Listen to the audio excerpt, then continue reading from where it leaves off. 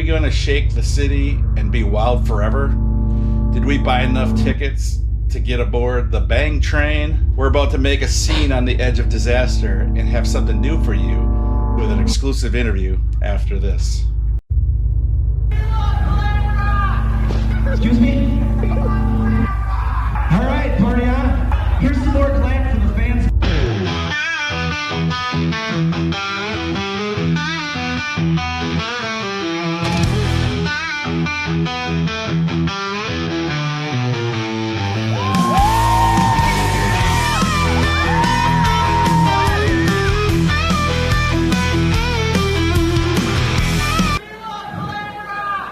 Our guest is former frontman of Loveblast, who is considered the hottest band in Chicagoland and supported some awesome bands, including Faster Pussycat, LA Guns, Sebastian Bach, and Dangerous Toys.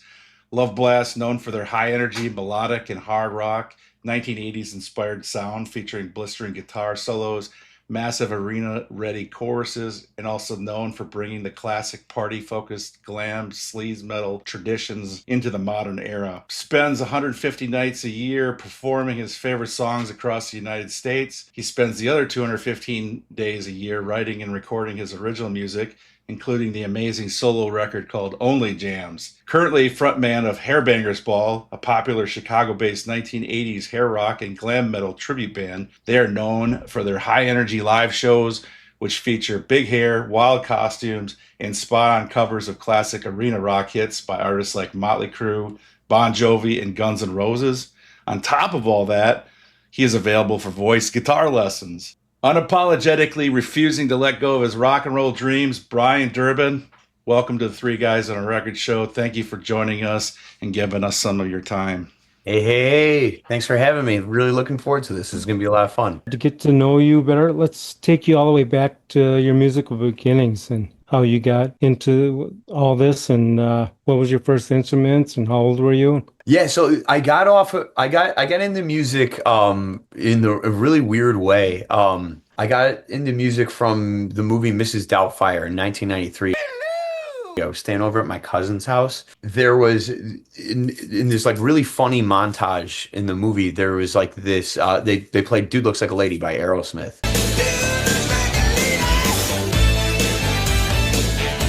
And that was like, I refer to this as my crack pipe moment. I feel like it was like the first time I took the hit of the crack pipe of rock and roll, and just like, that was like, obviously I'd heard music before, but I had never like felt music before. And I don't know why specifically that song, but it just blew me away. Everything about it, like that one song, hearing that for the first time was like more important than the movie to me, and I love the movie. So from there, I asked my parents like to find out like who did it and stuff, and eventually I got a tape for my birthday of Permanent Vacation. And I had a friend who also got tipped off to Aerosmith right around the same time. So we were like, checking out Aerosmith together. I got into Aerosmith. I got into Kiss. Shortly after that, Van Halen. As soon as I got into Motley Crue, that's when my real full-blown obsession with 80s hair metal started. And like, I basically just, by the time I was 12 years old, I was just begging my parents for a couple of years on end at this point in time to get a guitar. My mom finally caved and let me have a guitar. And I first started off with that, just learning riffs of all my favorite bands that I just mentioned. Eventually, I really wanted to be a singer even back when I was 7 years old, but I didn't really have the confidence. Eventually, I played in bands in high school, but I was always the guitar player. I had some free recording sessions available to me at my college, and so I was always writing songs, but I never had anyone to sing them. And then eventually I was just like, I tried audition after audition. Either the singers would sound good and just not look the part, or they would, look great and sound terrible. So eventually I was like, well, if it's going to be this way, I'll just figure out how to do it. I started kind of poking around with singing and stuff like that, and eventually started my first band that I sang with, which was Loveblast. I had never sang with a band before. Yeah, Loveblast was just kind of my vehicle for my songwriting. Eventually that's how I got my start singing. But I was really green to singing when I started that band. I had no real experience with it or anything. So I kind of like was really forcing myself to pick it up as quickly as I could. And it was frustrating because I was a pretty accomplished guitar player at that point in time. The singing is the most important part when it comes to any sort of, commercial rock or pop music or anything like that. So definitely a little bit of a learning curve, but I guess I figured it out because I pay a mortgage off of singing now. So, all good. It all worked out. But yeah, so that's basically that's the rough summary of how I got started. Okay. So were you the founding member of Loveblast? Yeah. Loveblast really was my baby. I started it out. It was really just a recording project at the time. It was a project that started, and it was actually supposed to be a solo band at the time. And then I asked a friend to help me out on drums. I was becoming friends with the original guitar player of the band, this guy Alex Badavaccia. My friendship with him was really what made me be like, hey, let's make this a band or whatever. And then eventually I called an old bandmate of mine who's one of the best musicians I've ever met in my life. Tremendous guitar player, but we already had guitar players, so I needed a bass player. So he helped me out on bass for some stuff, and then eventually just became the bass player. But I wrote pretty much all of the songs on my own. That's just kind of how I work, for better or for worse. I get most inspiration when I'm alone. I write my best songs while I'm by myself, and that can be a frustrating thing for people at times because they want to be included and stuff, but I don't know what to tell you. I already wrote the song. And then, sometimes you try writing songs with people, and I've had some great songwriting partners, and then some people it's like you're really good friends with them, but you just don't have the right chemistry with songwriting, or you don't have the right vision for the band. So the problem with Loveblast became, if you look on the back cover for every release we ever had, it was always me in a completely different lineup, because the reality of it is there's nobody else funding the thing but me. I mean, in the beginning, in the very first version of the band on the first album, we were kind of going all into it together, and then one guy stops contributing, and then another guy stops contributing, so it became really clear it wasn't an equal kind of a thing after a while. And then that ruins relationships with good friends that you had, and sometimes you're just well, man, I'd rather just be friends with people, and I'll just make music my own problem or whatever. So that's basically how I ended up just deciding I was going to release music under my own name. October of 2015, when we first saw you, Doug and I went to go see, he went to go see Dangerous Toys and Pretty Boy Floyd. I went to go see Every Mother's Nightmare because I wasn't a huge fan of the other two at the time. But your band, Loveblast, opened up. Yeah. And we were in such awe, because you obviously this is 11 years ago, and you're a young guy, and you were even younger then. But I remember we were talking with you after, because we bought your 2 CDs, and it was just amazing that you were a young band playing this kind of music. So I guess my question is, how difficult was that? Because people have moved on from the music we cover a long time before that. Yeah. I mean, grunge killed it when we were still kids, basically. Never really resurfaced, but bands like you coming in there playing exactly what we as teenagers would love to see. So what was that process like, sticking to the fact that you wanted to play that style of music? And that's the difficult part about keeping a band together playing this type of music in this era, is because it's not the late 80s or the early 90s anymore, where you're hanging out with kids on your street and everybody knows the new Metallica album, or everybody knows the new Motley Crue album and stuff. When I was growing up, everybody was listening to Stone Temple Pilots and Nirvana and Pearl Jam and stuff like that. And we'd all play basketball, for example, and we'd bring a tape or whatever, or a CD. While we were playing basketball, we'd be listening to music and stuff. And I'd show up with an Aerosmith album, or Kiss or Van Halen or something like that. And then they put this other music on, and it sounded like rock until the guy started singing, and then it sounded like a goat, like So lady, girl, with you is where I want to be. Hey, buddy, you're singing, it sounded awful lot like me. Get ready, 'cause I will beat your trick, the fashion of rock. It's just me. I was the first to sound like this. That's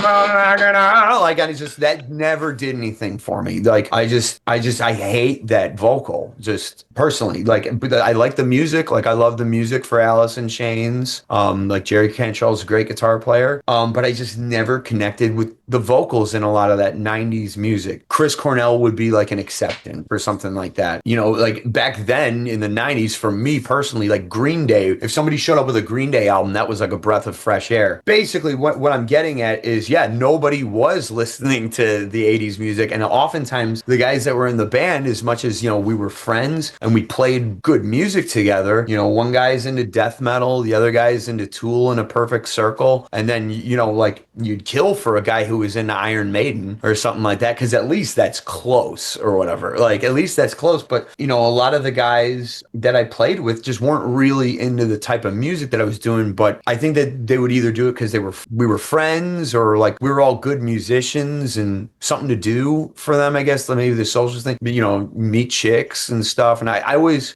always like a pavement pounder when it came to like getting shows and stuff. So I always had a good ability to like get good spots opening for national acts and stuff, like how I met you guys at the Dangerous Toys show. So I always had cool opportunities. So even if you weren't into the music, you would want to be in the band, because my band had more going on than, you know, maybe their neighbor's band who had, you know, more in common with them musically. So it was always a struggle to keep a band of, you know, I'm a millennial, and, you know, like millennials and Motley Crue are like this or whatever. I will say that version of the band that you guys saw, those guys were like real true rock and rollers. Like the very last version, then that was the unfortunate thing about it, because the very last version of Loveblast, I feel like we were finally starting to get it right. But I was turning 30 around that time period, and like, you know, when you're a musician, 30, like you feel like you're dying and stuff. I was like 28 or 29 around that time period, and I was just like, I was living at home, destroying.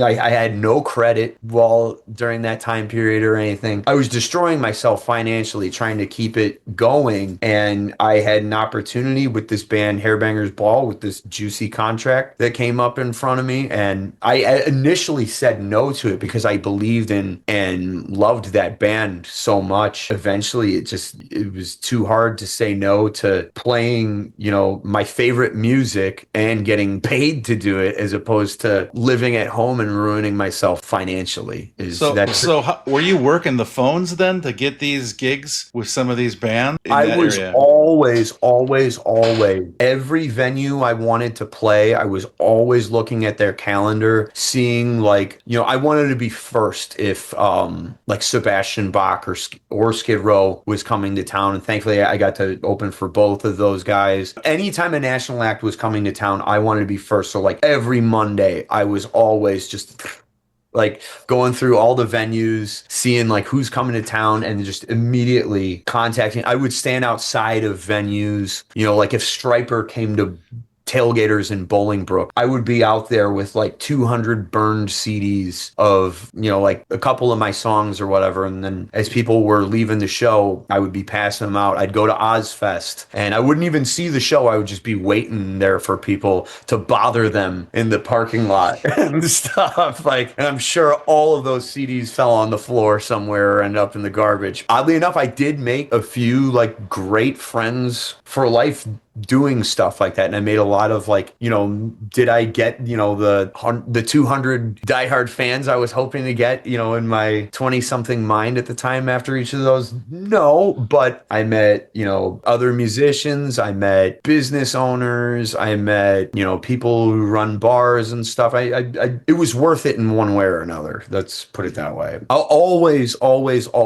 just anything to give my music some sort of life. I prefer in-person connections with people as opposed to digital, like as opposed to just emailing people. Getting in front of someone, you can really develop a better relationship with them than just bothering them through their email every time Dockin wants to come to town or something like that. Like, yeah. Well, you were on the right track. I appreciate that, and I can respect that work ethic, because you hear all the stories like the Poison guys and everybody on Sunset Strip. That's what they were doing every night up and down Sunset Strip, you know, plastering the flyers. Motley's goes up, and then Poison goes over to theirs, and then someone else goes over Poison's, and just out there hustling, working it, and so that was cool. Yeah. But what was weird about the era I was in, because I was doing that because I would see all that stuff on like Behind the Music. Like, like, oh man, these guys did it. Like, that's what it takes. I was obsessed with reading all these guys' autobiographies and stuff. I just really wanted to be one of those guys. But what was weird about it in my era is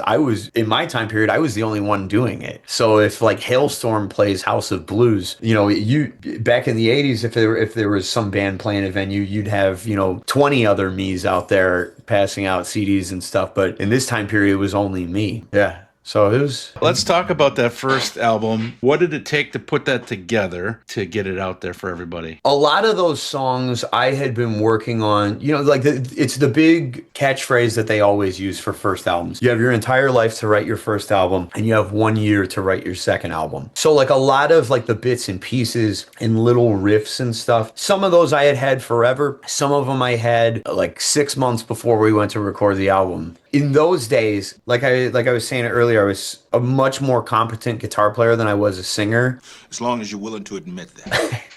Writing a song for me back then was just an excuse to have a place to play a guitar solo. So a lot of the first Loveblast songs, like if you really listen closely, they're like kind of based off of another song, or maybe like a mishmash of a couple songs together and stuff, because I wanted the vibe of those songs, but I really just wanted to get right to my favorite part, which was the guitar solo. But I was never a fan of like instrumental music and stuff. Like, I mean, I've got so much respect for, Steve Vai and Joe Satriani and stuff, but I always thought the guitar playing was more impactful in just like a short 15 to 30 second window, as opposed to like an entire song of guitar virtuosity. Like, I love all that stuff, but my favorite guitar players were Ace Frehley, Eddie Van Halen, guys that wrote like a song within a song in like just like that short time frame. Like, of course, you love hearing like technical ability and stuff like that, but I really loved, like those guys. Like, even though Eddie's a monster technical player, I mean, if you listen to some of their biggest songs, like Running with the Devil, or Jamie's Crying, Tate Talking About Love. The guitar solo on those songs is just a melody. He's never even ripping like he is on like Hot for Teacher. Or something like that. So those are the guitar players that I always liked. So I started out with the demos in college, and then I hooked up with a producer. The drummer of the band hooked me up with this guy, Chuck Masak, who's a producer that I still work with to this day when I'm not producing my own stuff. And I really hit it off with him. He's got a great blend of he's from like way back in the day, back in the 80s and stuff. That's how he learned how to mix and record and stuff. But he's also, a lot of people get stuck in their era and stuff. And I mean, I'm stuck in an era that wasn't even my era, so no judgment there. But he stays up with everything, man. So I have a lot of respect for him, that he just, he's adapted and still putting a roof over his head these days, just producing music. So, I was close with all the guys in the band for different reasons, but after the first album came out, things just kind of fell apart with some of them. It happened to all my friends' bands, like when there's not somebody funding it and you're all putting all of this time into it, it can really burn some people out, because as much as they're my friend, or maybe they might like a song or something like that, like I'm one of those guys, I'm in it all the time, almost to a fault. Like, just that's, the only thing I care about is rock and roll. Other guys have different ambitions in life and stuff. And eventually, you just kind of start going your separate ways, and that's just the way it is. And you get on Craigslist, you find some new band members, and eventually it's like, if you can't keep that upward momentum going constantly, and you just can't, you're going to have your peaks and valleys and stuff. If there's nothing new happening all the time and there's no money coming in to support the project, it's really hard to get people to devote all their time to it. And if you want to make it in any sort of creative field, you really do have to devote all of your time to it. And that was the thing that made me just like kind of stop calling it Loveblast. Was I was the only one really at the end of the day who wanted to do it all the time, whether I was getting paid or not. And that's really all it comes down to. So before we move on to the EP, because that's where the song that we want to really cover is. But I want to talk about a couple of the tracks on here. One that I almost picked was Give It All.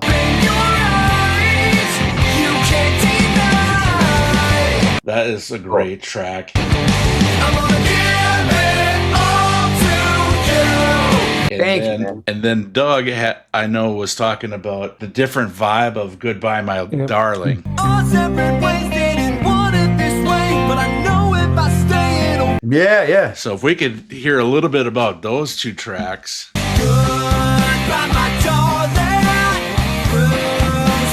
Yeah, so Give It All, I mean, if you listen closely, like, and you don't have to really listen all that close, it's a mishmash of Lay It Down by Rat. That's the backbeat. Dun, dun, dun, dun, dun, dun, dun. That was one of my favorite songs. And then a lot of the riffs are really, even in the solo, like one of my favorite guitar players is Mick Mars. I just absolutely love Mick Mars. I love everything about the way he plays guitar. Obviously, I love Motley Crue. But then there was also a little bit of like a modern rock element of that song at the time. So it was like a mishmash of Rat, Motley Crue with, that album came out in like 2010. So like bands like Nickelback and Hinder and Shinedown were really big in that time period. So I was trying to make a song that would like satisfy my urge of playing like 80s hair metal and stuff, but also have a fighting chance with some of like the active rock radio stations in the Midwest and stuff like 95.1. I'm having a tough time because a lot of the rock stations in the Chicago area are no more, like, or at least the stations that were around. I don't think any of them actually. The Loop is gone. Rock 103.5 is gone. Now it's Rock 95.5. I don't know. Anyways, I was trying to get my hair metal fix while still appealing to commercial hard rock with that one. So I'm glad you appreciate that one. Thank you. Well, it's us old timers that, I mean, Nickelback I know gets a bad rep, but like Nickelback and Daughtry, for at least me, those were the closest things to when I was a kid, those kind of bands. And then we go see Loveblast open up, and this whole CD is 1989, 1990, but in 2010. Yeah. It was just crazy to us. That was the goal of that band, was to like I love hair metal, but hair metal wasn't big then. So I was trying to get it to fit with some of the newer stuff. So some of the song, and a lot of it's experiments. So like Headspin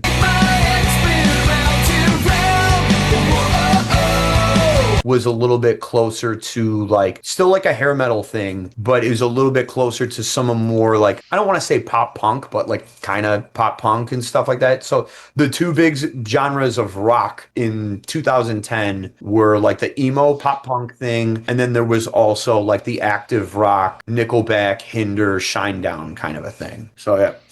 Good ear. Yeah. And then you really changed the vibe with Goodbye, My Darling.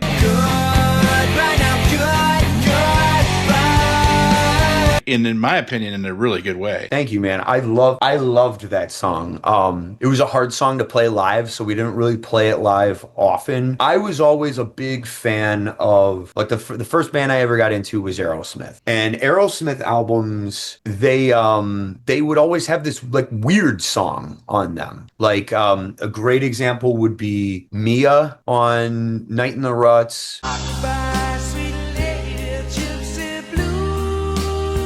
And then also the cover of Remember Walking in the Sand. There's a little bit of that vibe from Walking in the Sand on Goodbye, My Darling. I can't get away, why the hell won't you please just release? And also Push Comes to Shove off their Rockin' a Hard Place album.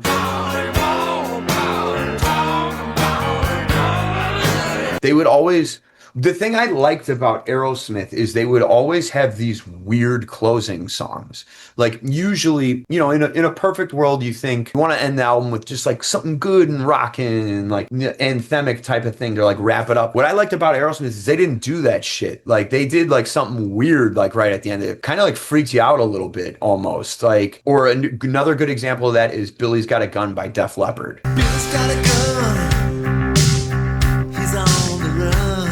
Like, you know, you've got all those big anthemic songs on Pyromania, and then there's this weird song about a guy having a gun as the last song or whatever. And I don't know. I like doing shit like that. Like, I like just kind of throwing a little curveball in there. Like, to me, that keeps it fun, that keeps it interesting, and that keeps it not so cookie cutter and shows like a different element to the band and stuff. So that's what I was going for with that, was like the weird. And then I ended up getting talked out of it being the last song on the album, but it was supposed to be the last song. And actually, I hope a buddy of mine still has the original final recording of that song, because the song didn't originally fade out. There was this weird ending at the end of that. I'd love to hear that.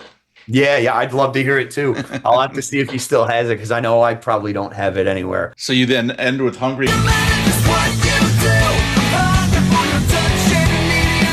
Ironically, in our episode coming up here, we do songs that are the same name and we smash them against each other and see which one's better, like Heaven by Bryan Adams or Warrant. And this week we're doing 3 Hungry songs by Lita Ford and White Lion and Winger. So we got to definitely give you an honorable mention in that, because you end the album with Hungry.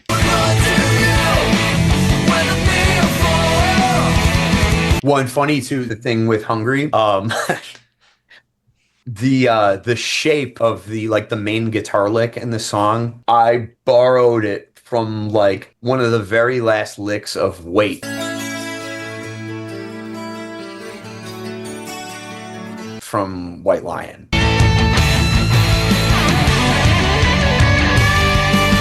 It's like I play it in a different pattern, but it's the same shape. And yeah, I directly lifted that from not from Hungry by White Lion, but I lifted it from Wait. Just like the very last like really super burning lick of the song. Then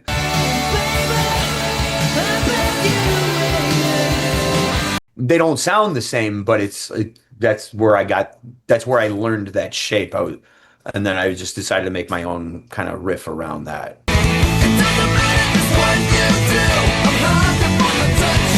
Now you're having issues keeping band members, so then you do an EP. Is that how that kind of worked out, where you didn't, Well, the reason I did the EP back then was I felt like no matter what I did, and this, I gotta say thank you very much for doing this with me, because it's really fun for me to go back and like talk about some of these songs that like I haven't even thought about in God knows how long, or like some of the songs that you're mentioning like weren't really songs that anyone cared about. I feel like people always listened to like the first song on every release I ever had. Like it was like, and then they didn't make it to some of the other stuff. So it was I was always talking about Harder and Faster, On the Edge of Disaster. Harder and faster, on the edge of disaster. Take a chance, baby, roll the dice.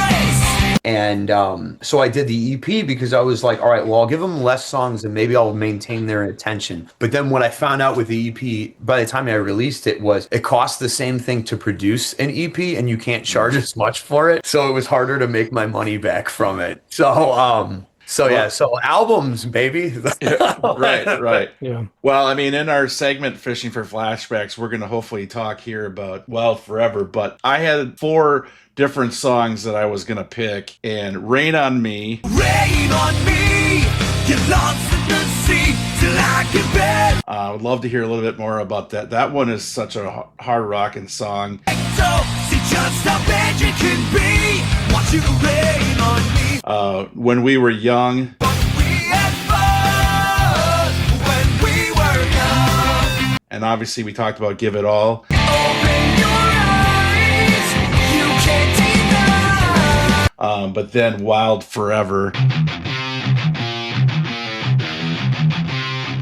is the one I ended up picking this week. And after I picked that, I was like, well, I've been following this Brian guy for, I think, since 2015 on social media, Oh, wow. some point or the other. I didn't know Thanks for really. finally saying hi. Right. But I'm like, what the heck? Try to reach out to him and hope he didn't feel like I was stalking. I went to Facebook, Instagram. I didn't know the best way to get a hold of you, but I'm like, if we're going to talk about this in the next couple of weeks, how cool would it actually be to talk about the guy that actually wrote that song? Yeah. And what we do with Fishing for Flashbacks is each of us pick a song and from our era that maybe the other guys haven't really heard of, and we get to listen to kind of new music. And just like your music, it was hearing new music for the first time. Now we've got to the point where viewers are suggesting stuff in our TikTok. Hey, cover Hardline, cover this, cover that. So now we're picking 5 viewer ones, and then each of us are picking one. So my pick this week was Wild Forever, obviously.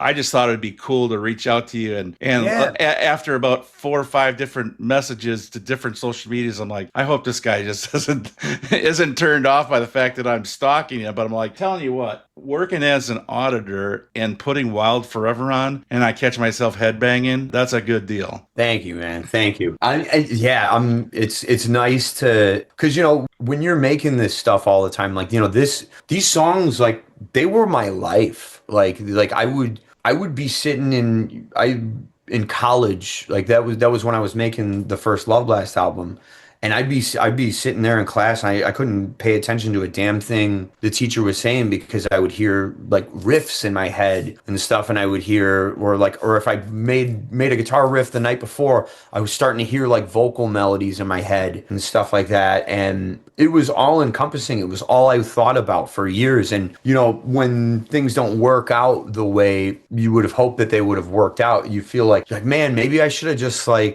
don't know, done something else with that time or whatever. Maybe I should have spent a little bit more time with family or something, or maybe I should have been working on having my own family or something like that, instead of just thinking about guitar riffs and screaming and stuff like that, and dirty lyrics and stuff and so this is, you got to thank you guys. This is really not only is it fun for me, it's helpful for me that just anyone even cared, really, kind of a thing. Because I mean, you see a guy that's opening up for bands that we all loved from back in the day, and I look back on a lot of those time periods what was I doing with my life? Where did I go wrong, kind of a thing. And it all worked out right. I put a roof over my head playing music and stuff, but things don't work out, and friendships end, and lose a lot of money and stuff, and not only that, more importantly than that, you lose time. And so like I said, I can't thank you guys enough that just you even cared. So thank you. Well, thank you for writing that great music. Yeah. So I'm blown away by your proficiency of your writing. You go from harder to faster. And then you slow it down perfectly to Lonely Winter. And then you got Goodbye, My Darling. Night after night, it's the same fight we fight on until we greet it. But Out for Blood. Night, feeling alright. You know I'm out for a ride. I mean, the guitar solo on that. I mean, look out, Paul Gilbert. I mean, he's got nothing on you.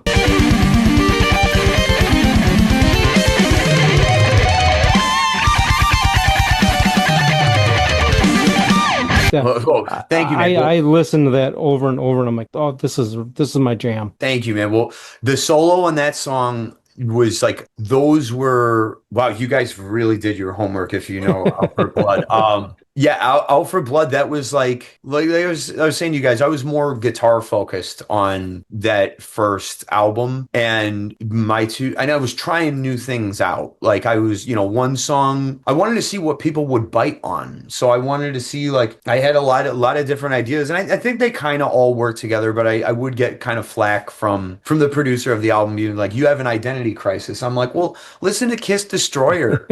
You got God of Thunder. And Great Expectations. on the same album, and it's the same guy singing it, you know. And then you got Beth. What can I do? Beth, what can And you know, like Detroit Rock City. They're all different. Like, what are you talking about? Like, who cares? Like, yeah, Alfred Blood, my big inspirations on that were Michelangelo Badio and Paul Gilbert. I was trying to see if I could make something like that. And man, that was a hard one to live up to. I will say that was, but this was before you could really cheat in like recording and stuff like that. So I did have to play that shit.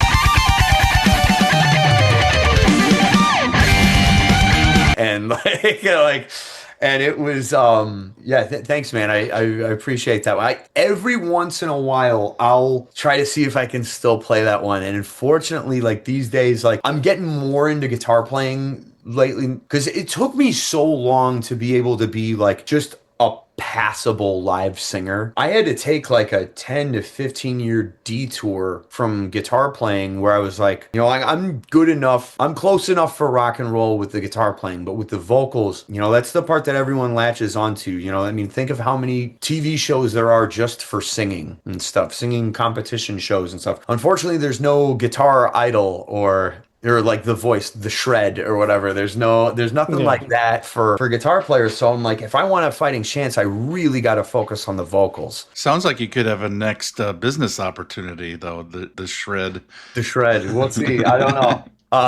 But yeah. Sorry, I made you lose your train of thought. No. But I was really guitar focused back then, and thankfully now I'm accomplished enough of a singer to where and now that I own a house, I'm like collecting tube amps and stuff, and I'm just playing guitar all the time. So I'm sorry it took me a little bit to get back to you, but you can't text with you when you got a guitar in your hand. No, that's so like, you know. No, I just appreciate you that you did. I have to hear a little bit about Rain on Me. Oh, God. Well, what do you want to know about it? Man, that song. see till I can barely breathe? Want you to rain on me. I mean, after listening to this, you know, these last couple of days, I'm like, man, maybe I should have picked this one, but I want you to crawl on the floor, knock on your back door. that one is so good.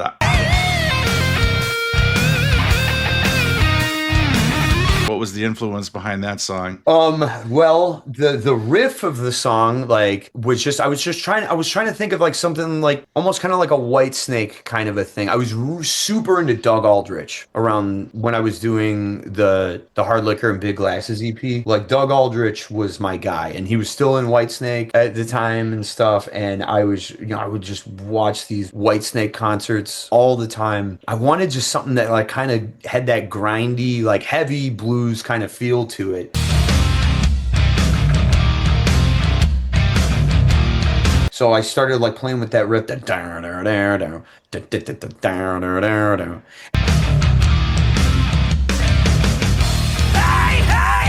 and what was fun about that one is the producer of the band had like a 3-year-old son. Every time he would see me, he couldn't really talk all that much or anything, but every time he would see me, he would just start going like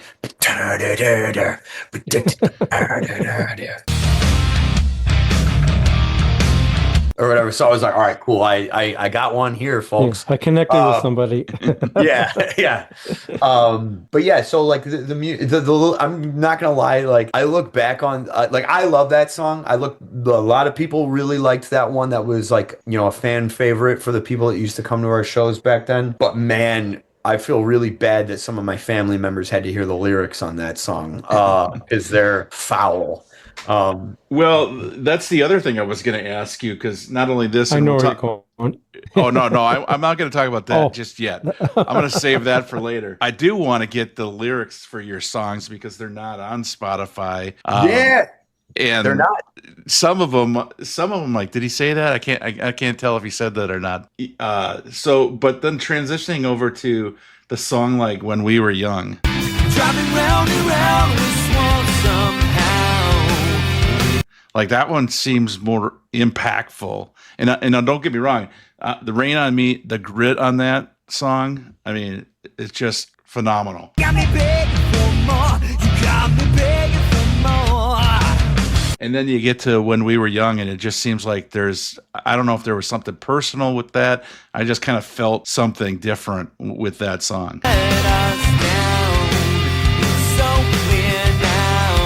Yeah, that's like one of the more like, I guess you would say like, it's like kind of an introspective kind of a song.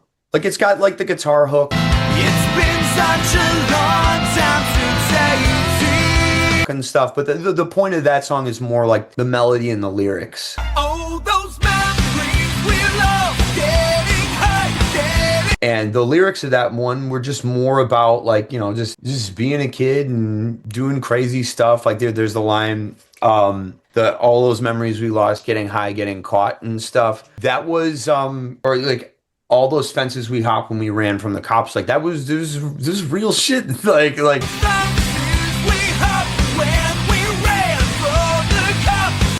that was inspired by being at a huge house party one day, and the cops showed up to it. They were at the front door, and thankfully we had cell phone technology at this point in time. So we were trying to escape, but they were all like around. They were in the front of the house, and then they would be in like certain areas. So like we hopped a couple fences, and I had a friend on the phone being like, "Hey, pull your car up like right over by this street or whatever." Like, and he came through, and yeah, we got out of there, and I didn't get arrested, and some of my friends did. So yeah, that song was just being nostalgic for that group of friends that I had in that time period in my life, and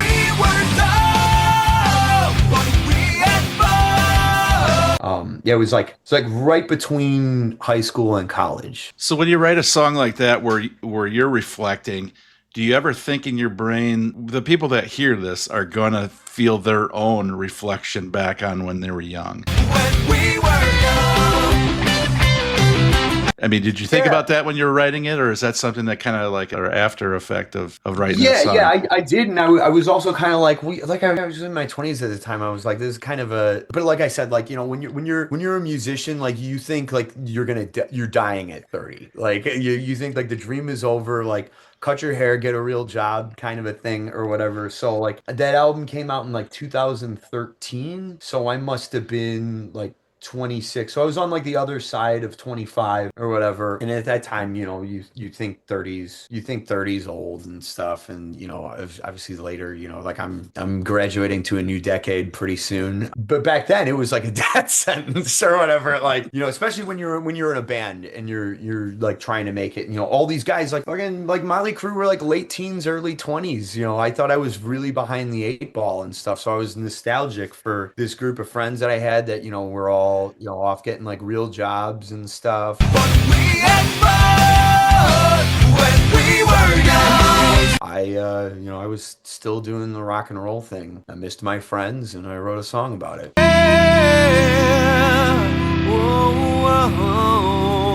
We're in like 2013 mode here right now, so let's keep it going. Let's do Wild Forever.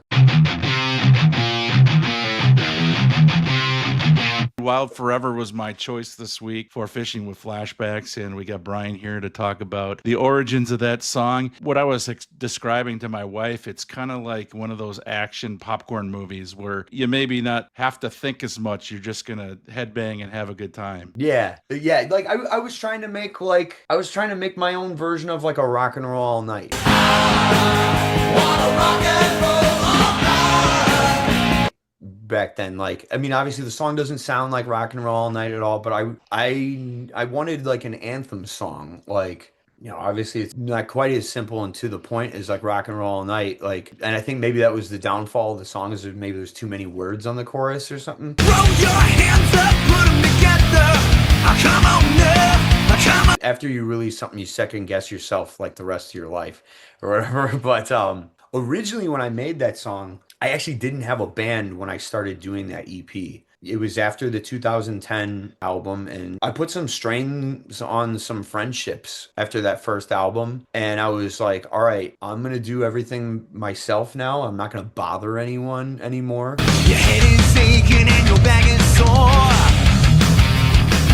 So I'm just gonna make an album with the guy who produced the first album, Chuck Masak. I just kind of started coming in with riffs, and with Wild Forever, like the riff is like dun dun dun dun dun dun dun dun dun dun dun.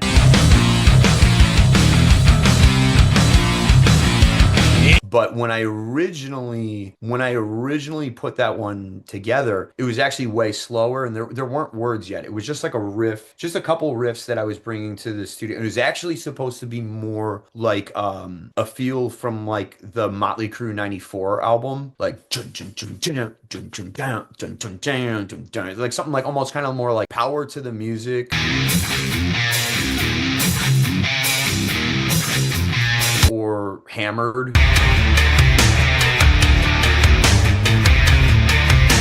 Because with that EP, and especially like, you know, with things not going the way the first album, the way I wanted it to, I was like, all right, why don't we go a little bit more of like a little bit more modern sound, still like rooted in like the hair metal stuff. But also like I was pissed. Like I wanted like some heavier shit. Yeah, we got what you want and more. You know, the first Skid Row album sounds way different than Slave to the Grind or whatever. So I was like, I'm gonna take a Slave to the Grind approach with this. I'm gonna do something a little heavier with these songs, a little bit more edge. So leaving troubles outside of my front door. I brought in this like kind of Motley Crue '94 kind of dark but still bluesy and rock and roll riff.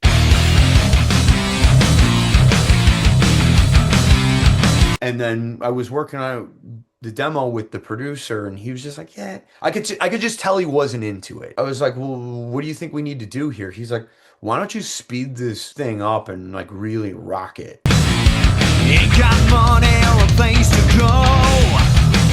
Then we started putting it together, and then I would start trying stuff. And he'd be like, "Yeah, like do that. Keep trying that." And so we built the song and pretty much that whole album in the studio. We got a big house and no one's home. And I also got like my own recording setup like a couple years before that. So I was making demos at home, and then I was bringing them over to, and that was like how I was getting my start with recording. Was I was making the demos at home, bringing them to him, and then he would help me turn them into better songs than they were. Chuck has always been like a really good creative partner for me. It's like, you know, not always are your bandmates the most, like this is gonna sound wrong, but like sometimes your bandmates, like they're great players, but they're not really the type of guys that will sit with a song in their head all day, kind of a thing. And like, and we got room for everyone, you know. Kind of chip away at it while they're doing other stuff. Chuck and I had like a great like working relationship. I mean, he'd bust my balls plenty and stuff. He would get some good shit out of me. So he was your Mutt Lang. Yeah. I mean, I learned to record from him pretty much, and YouTube. How fun was that to play live and see the audience Wild reaction? Forever. I loved that one. I loved that one. It always worked. So just to call him up on the telephone. It always, like, you could tell that people are always into it on that one. It's up tempo. So turn the music high, turn the lights down low. It's heavy. Forget tomorrow and baby, here we go. The lyrics are about screaming and shouting and stuff. I'll scream, shout, louder than ever. Yeah. Yeah. Yeah, exactly. Like, exactly. That's the whole. And then the guitar solo was one of my favorite guitar solos that I ever did. And it's the nice part about that was it was actually one of the easier ones too. So it was like, oh yeah, like I can sell it live.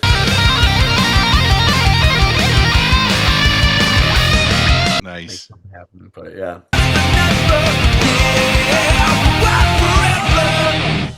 And then you get a call from a band that's been around for a while that does tributes to the bands that we all love. How did that come about? Well, so that came about in 2015, not quite, like probably like, you know, what do you remember what the date on that show was? I saw that you Yeah, actually I got the flyer right here. October 17th. It's in Dangerous Toys font. So October 17th, 2015.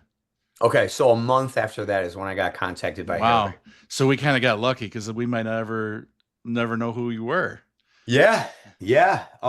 So basically, the big problem that Loveblast was facing around that time period is because like we were working our asses off. It wasn't translating to dollars. I had said earlier, it was like destroying me financially because at this point in time, I decided that, I didn't want any disagreements over money with anyone or anything anymore. So I just paid for everything myself. And that way, if things didn't work out, I only had one person to blame. We had been for a number of years, at least like 5 years at this point in time, we were opening for like pretty much every national act you could open for in like a club, except for everyone like on like the arena level. Like I never got to open for Kiss, although I got really close one time. Never got to open for Aerosmith or Van Halen or Motley Crue or anything like that. But pretty much like everyone you could open for on a club level, I had already opened for locally. So now it was like, all right, well, we haven't gotten our big break doing it this way. So now I was like, all right, we gotta get on some tours. So we went on tour with Faster Pussycat for a month, and that tour was awesome. That was the best time of my life. One of the best times of my life, I should say. Like I loved it. Yeah, we were on tour with those guys for a month, and we were like living on the bus with them. So like we didn't have to travel ourselves. Like we were traveling like on the tour bus with them. So I mean, it was the coolest shit ever.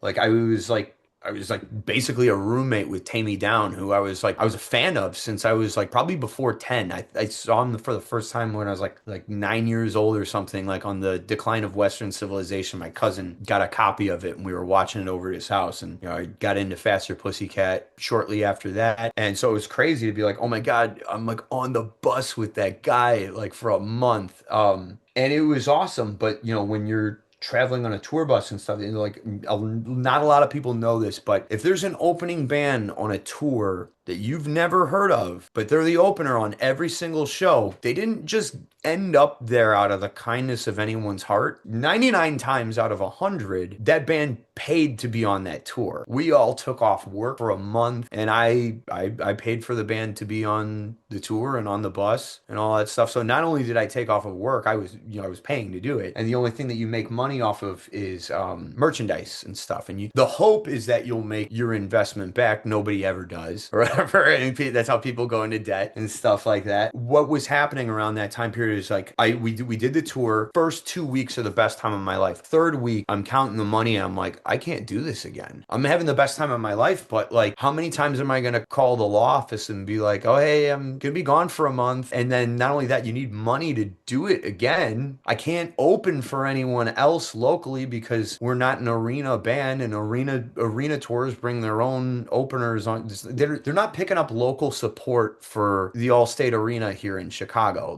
When a band is on tour at an arena level, the opener is on every arena across the country. And I'm like, I don't have the money to do this. We were starting to turn Loveblast into a cover band to pay for going on tour. And then when we played shows like the Dangerous Toy show that you saw, we would play all of our originals at that, because that's when you're an opening band, that's what you should be doing. You should be playing your own shit. I say that while Hairbanger's Ball has opened for plenty of those bands or whatever, but we also play our own shit at those shows too. Like we've got 3, and spoiler alert, going on 4 original songs.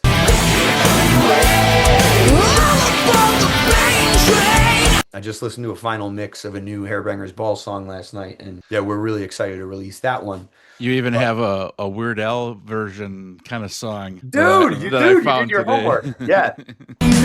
Squirrel, raised on Instagram. That thing went viral too. Like, Did it really? Known as home by the New York State government.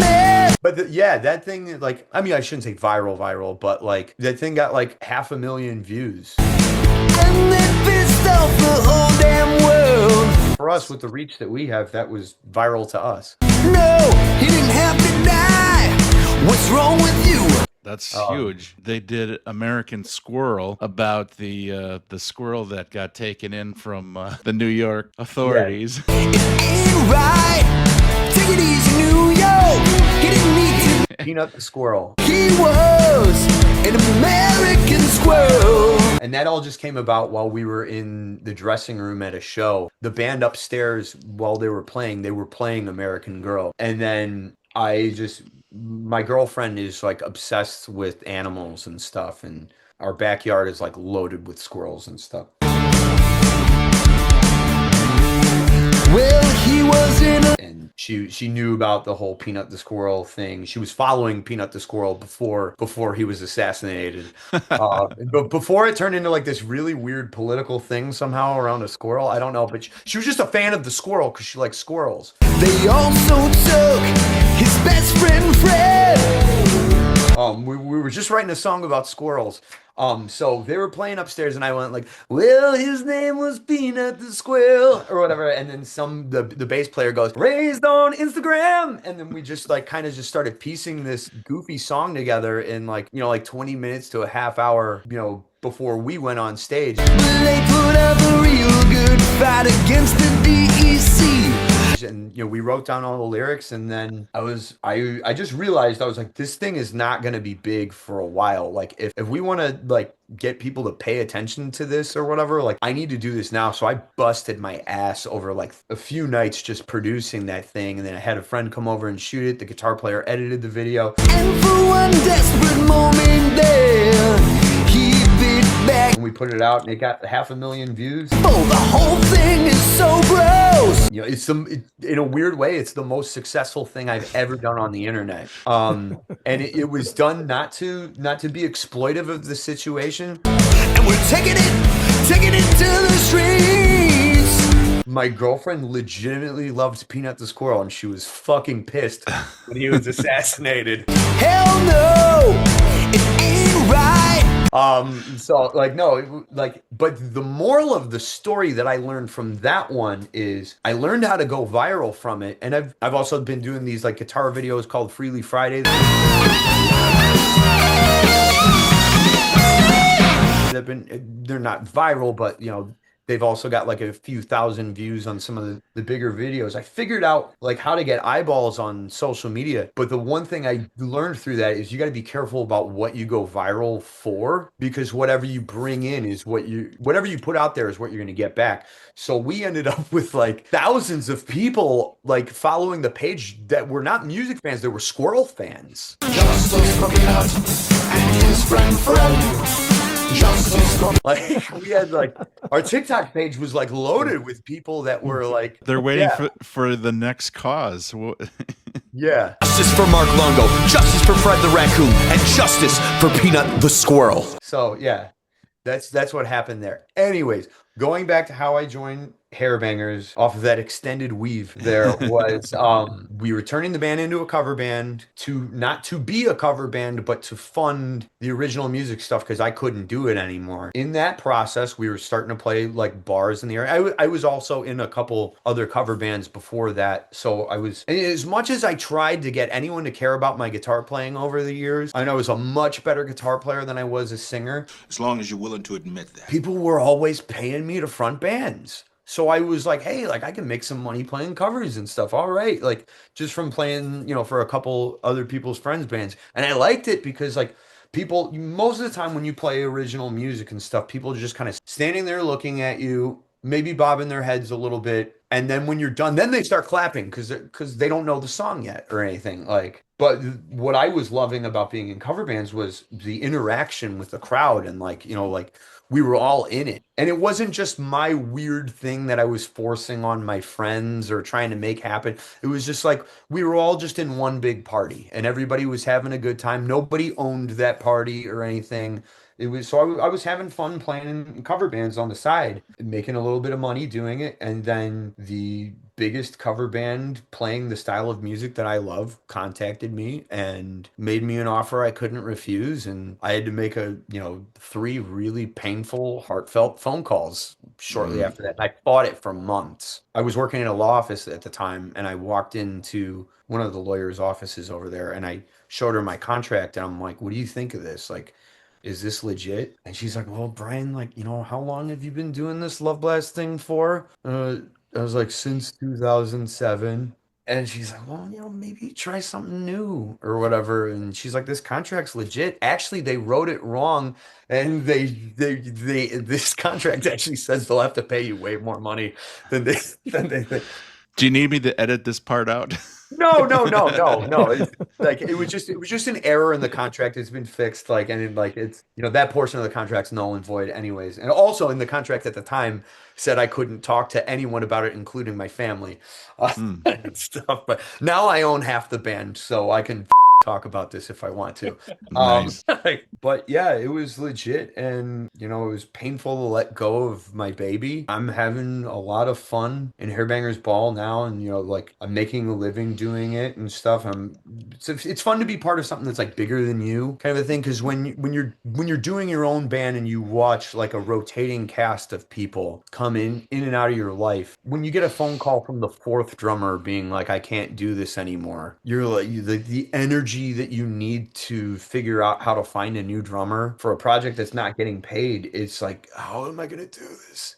And that was another thing that was happening behind the scenes was the bass player at the time in Loveblast that you saw in there. One of my dear friends, still talk to him all the time. He was from northern Wisconsin, and we thought he was going to move to Chicago, and he had moved to Madison for a little bit, and then it didn't work out in Madison, and he had to go back up to Wisconsin Rapids. And at that point in time, I'm like, man, this guy's not going to be able to make rehearsals anymore. And like, I just knew like if I was going to make this band be like a tight machine that was going to be on the road, I needed somebody who was going to be at rehearsal. That meant I was going to need to find a new bass player, and I didn't want to do that. And at the same time, I got this contract, and it was legit. And I'm still here 10 years later doing the same thing. I didn't get screwed.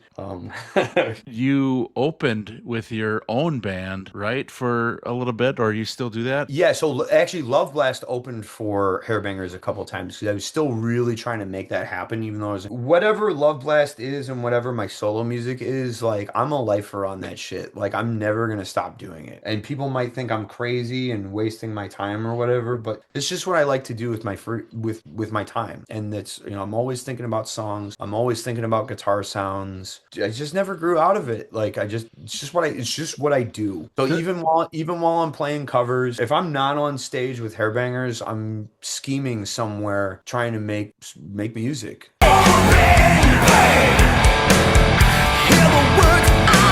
So you're playing these anthemic songs every night. Does that make it easier or more difficult to write your own music? Makes it easier because you learn patterns and stuff, and you learn like little things, and you learn like what makes a song great after a while, or like especially like the difficult thing about Hairbanger's Ball is like the hourglass of time. Basically, the 80s, the way we remember it is not the way the general public remembers it. Like we know all the bands. We know who LA Guns is. We know who Taiketo is. We know who Danger Danger is and stuff. The general public,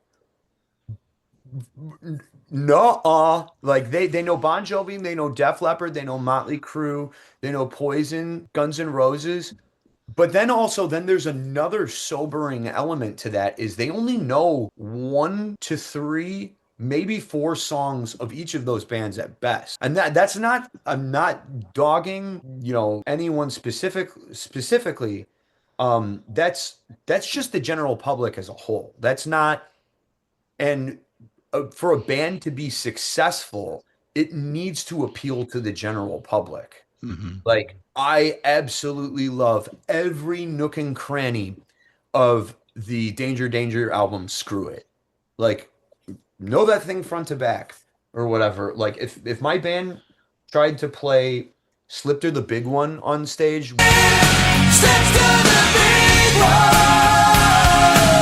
we might as well be playing an original song. What ended up happening was we did this thing called Dokken Band of the Month. We used to do a month dedicated to every we would do like a 4-song rock block for every single artist. And we did all the big ones. We did all the Bon Jovis and the Poisons and the Motley Crues and stuff. And then so we started to dig deeper in some stuff. And we eventually got to Dokken. When we got to Dokken, and everyone had been requesting Dokken Band of the Month for the longest time. Everyone had been requesting it. So we're like, all right, here we go. Let's give them some fucking Dokken. And then when we played it, like nobody knew any of the songs. It was really disappointing because I love Dokken. And not only that shit is so hard to sing. The Dokken stuff, out of all the stuff that I've sang with Hairbangers, the Dokken stuff was the most challenging stuff. That like I couldn't drink at all during that month because I'm a baritone. I've trained myself to be able to sing in a tenor range, but like singing Dream Warriors.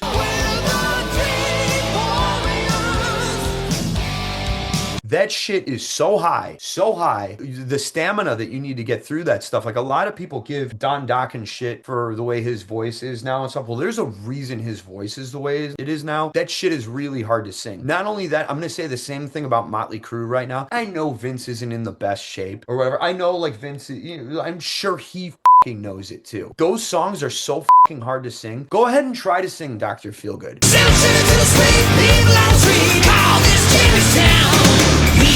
Try to sing Dr. Feelgood. Realize how many words are in that song.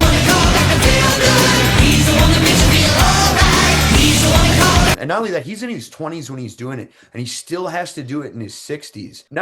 And then I'm going to say another thing on top of that. Have you ever seen a really good cover of a Motley Crue song? Because I haven't. I haven't. I name one. I haven't heard it because those songs are really fucking hard to sing, and nobody knows it. Nobody knows it. They see him having a hard time, so they think Motley Crue is easy to sing because Vince is But I watched Moscow Peace Festival last night.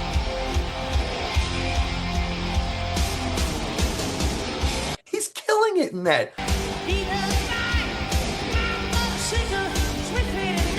He sounds amazing. And then I'm gonna finish with one thing on my Vince Neil rant before we go back, but I'm gonna say this. They have been calling Vince Neil fat since 1994. You look at go back and look at Vince Neil in 1994. Go back that's not a fat guy. He's just not as skinny as the constantly cocaine-induced shout at the devil era of Vince Neil or whatever. So they've been calling Vince fat since 1994. Why the would he try to get in shape for you? Why the fuck would he do that? You guys have been ripping on him since 1994 for being fat when he wasn't fat. No, I don't blame him for taking your ticket money and going home. You guys haven't been nice to him. Let Vinny eat. Let Vinny eat. That's what I say. Let him fucking do whatever he wants. Like not everything he wants. He did some bad shit, but don't let him drive. I'm playing a little bit. Anyways, Vince Neil rant over. I don't know. You can see I've borrowed his haircut a few times. I'm a big fan of Vince. I also found out I was at a Chicago Bears game at the same time as him one time. And oh my God, I would have loved to have hung out with him for a little bit. I even tweeted him. I was like, Vince, where you at, man? I'm ready. But obviously he wasn't going to answer to that.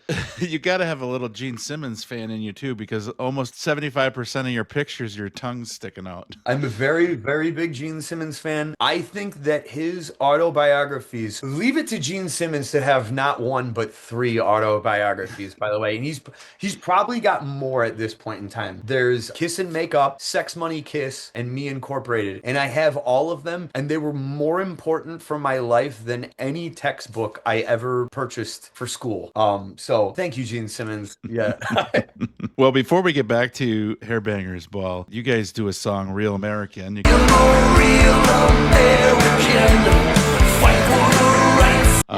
So I don't know if you're a Hulk Hogan fan, but as a kid, I was a huge Hulk Hogan fan. But I actually saw a picture of you with Hulk Hogan. Yeah. Did he ever hear you play that song? So we were sponsored by Real American Beer, his beer company. Oh, okay.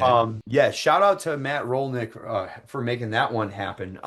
Actually, shout out to one of the Hairbangers Ball, the second drummer of Hairbangers Ball, Hugo Ayala, aka Zeke Zildjian.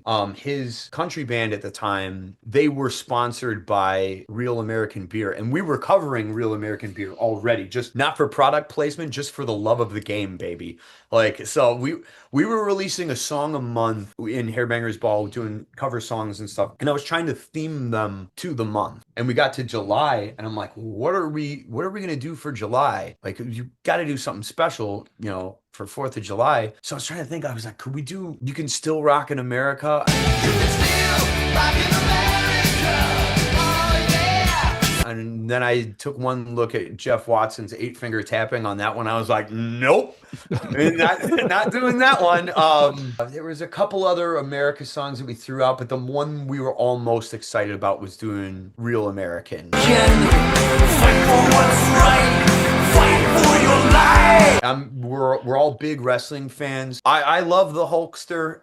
Even warts and all and stuff. Everybody makes mistakes and stuff. I will confess, I grew up with the Attitude Era, so I'm like Stone Cold, The Rock and the Undertaker. That's my era of wrestling. I've seen all the highlight reels, and stuff. I just never really saw it. I actually became more of a fan when I joined Hairbangers Ball and I could afford the WWE account subscription at the time. For the first time in my life, when I joined Hairbangers Ball, I could afford Apple Music and Netflix and shit like that. So I was like blown away that I wasn't broke. I became a fan of Hulk Hogan after the fact, going back on the WWE network, and it first started with obviously you got the fight against Andre the Giant and stuff like that. But then when he came back to when WWE and WCW merged and stuff, and he was a bad guy, The NWO. fighting The Rock. And stuff that was, it's classic stuff. We're just big wrestling fans. We needed an America song, and we figured that would be a cool one, and people really liked that one. A lot of people really hated it too. We got to be careful when we make Hulk Hogan posts on our pages these days, because oh man, we'll get torn a new asshole. But Yeah, unfortunately. the people that tear us a new asshole are also not the type of people that come to our shows either. So I don't know what to tell you. I don't know, but. So circling back to Hairbangers Ball, and I love that we can weave like this because we really getting to know you. But Brad, did you? I cut you off, I think, before because you were talking about the type of crowd, and did he answer that question you were talking about? Did you want Touched on it a little bit, and speaking of Dream Warriors, I just happened to be wearing my. Hell yeah! Back to the attack, baby. Didn't realize we were going to be talking about them tonight, but that was The Hunter was a song I really wanted to do.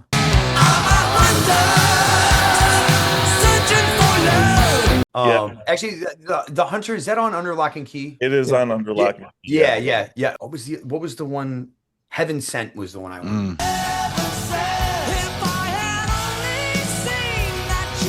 One of the ones I wanted. I want to do all of them, but yeah, people didn't know them. So how we ended up doing the original songs with Hairbangers was when we did Dokken Band of the Month. First of all, we only got 2 weeks out of that, and then the pandemic started. So we commonly joke in the band that Dokken Band of the Month was so bad it caused COVID. But I'm saying that as someone who loves Dokken. But apparently my fan base does not love Dokken, even though they requested Band of the Month like crazy. Thank you guys very much. I was saying to my band during that time period, I would walk off stage and just be like, nobody fucking knows these songs. We might as well be playing some of our own songs if we're going to do this, because nobody fucking knew In My Dreams. In my dreams, it's still the same. Your love is strong. Or something like that, which is crazy. That's one of the big ones. Yeah. That's one of the big ones. And then that kind of led to when the pandemic started, then started writing some songs. And I wrote a Hairbangers Ball song, which was called All Aboard the Bang Train. People really liked that one. Got some good radio play in the Midwest and stuff. So yeah, it was a cool one. Yeah, I've noticed with the tribute bands, I'm really fascinated by the idea of them being a vehicle to help get rock and roll back to center stage. When I go and see a Hairbangers equivalent here in Wisconsin, there's not just a lot of 50s and 60s 40-year-olds there. It's people of all ages. Amen. And I'm guessing a lot of the younger ones are several of the, they know 4 Bon Jovi songs, they know 4 Motley Crue songs. They're probably not going to recognize In My Dreams by Dokken when you play them. I feel like as we keep losing our heroes, we lost Ozzy last year, we lost Ace last year. It's going to get to the point where if we want to see these songs play live, tribute bands are going to be the only vehicle to see them anymore. And the more people that keep coming to these shows, I'm seeing those crowds grow in this area. What have you seen with Hairbangers over the last 10 years that you've been in the band? Have you seen the crowds grow not only from a numbers standpoint, but in all ages kind of show? Yeah, that's the really cool thing about Hairbangers Ball is everybody's there. There's all types of people. Of course, the majority of the show is Gen X, but there's plenty of people, there's plenty of Gen Z at our shows, especially like when we play this college town, the Bluebird in Bloomington, Indiana, on the Indiana University campus, there's plenty of like youngsters that come out to the shows too. And then what's amazing too is there's also, we just played a show this past weekend, oddly enough, at the Bluebird in Bloomington, Indiana. There's a woman there who, the show previous to that one, she was celebrating her 80th birthday there. So I mean, and I asked her from the stage, I'm like, you're celebrating your 80th birthday tonight, and she says yes. Susan, shout out to Susan, I love you. And I was like, Susan, do you drink Jack Daniels? And I said it as a joke. And she's like, yeah. So I got her a shot of Jack Daniels, and we took a shot of Jack Daniels. I took a shot of Jack Daniels with an 80-year-old woman. So that was pretty cool. And she was there this past weekend too. I mean, she hasn't missed a show since. Granted, there was only one show since, but she came back. Unfortunately, I do have to give you a quote, and I want to get your reaction towards this quote. It's Okay. I hate them. Tribute acts are non-creative garbage, and you are correct about the compensation by none other than Dee Snider. What are your thoughts when you hear someone like that? Well, for starters, regularly JJ French likes Hairbanger's ball posts on Instagram, so he's at least some of the members of Twisted Sister are a little kinder to tribute bands or whatever. I get it. Look, I've been there before. When I was exclusively an original band, it used to really frustrate me that you wouldn't give like new music a chance or whatever, and they wanted to like, that's how I viewed it. I viewed it as people didn't want to give music a chance. What it really is just there's nobody, the powers that be aren't pushing new music, or at least new rock and roll music. So there's no big push behind it. Like, for example, like Taylor Swift's dad, when she first started her record company, invested $500,000 into her business. And I'm not saying whether that's good or bad. I'm just saying if somebody invested $500,000 into a rock band, maybe they'd have a better fighting chance. But also, there's a lot of risks in rock bands. So business people aren't really prone to throwing down $500,000 on a rock and roll band that may spontaneously combust, get addicted to drugs, or have all sorts of problems. You know, fight each other. Because the road is crazy. And then you had just, I mean, take the legal drug, take alcohol. That's the one that's gonna make you get into a fight more with anyone, than anything. So there's no record labels aren't really a thing other than the super big record labels that also have their own deals with all the digital service providers like, Spotify, Apple Music, Tidal, and all. I mean, most people are just using Spotify. Most people are listening to music on YouTube. I'm so there's no investment in rock and roll music, and it's almost all solo artists these days too. Like I saw a Rick Beato video where he broke down the top 10, however many years, and he went through like 400 bands, and 400 artists that were the top 400 artists in the world today, and 3 of them were bands. Because it's tough, it's risky. Bands are risky. Individual is not as risky because you can replace the band. Who knows who Taylor Swift's guitar player is? I don't know. What's her drummer's name? I have no idea, but you know who Taylor Swift is, and she's selling more tickets than everyone ever. So I don't think it's that people aren't giving new music a chance. I think it's that the powers that be and the people that could be giving new music a chance aren't doing it because it's risky and it's easy. People who like making money don't like losing money. You're going to invest in things that are closer to a sure thing. And, unfortunately, rock and roll is risky business. So as a result, you have country solo artists really killing it. Hip hop is doing great, although I've heard hip hop is on the decline, probably because it's risky business. So I'm just glad that people just want to see rock and roll in any way, shape, or fashion. And if you're a young band, like, good luck to you. Like, do it. Like, I have bands that I produce out of my house here in Glen Ellen, and I'm happy to help them because I want to see somebody do it. Like I'm gonna give a shout out to a band. I don't know them or anything, but there's a band called Wanted that plays like very similar to Rat, very similar to like Dokken. That's what their riffs are like, and they're blowing up on TikTok and stuff. I don't know if it's translating to a living for any of those guys yet or anything, but they're getting a little buzz on the social media. There's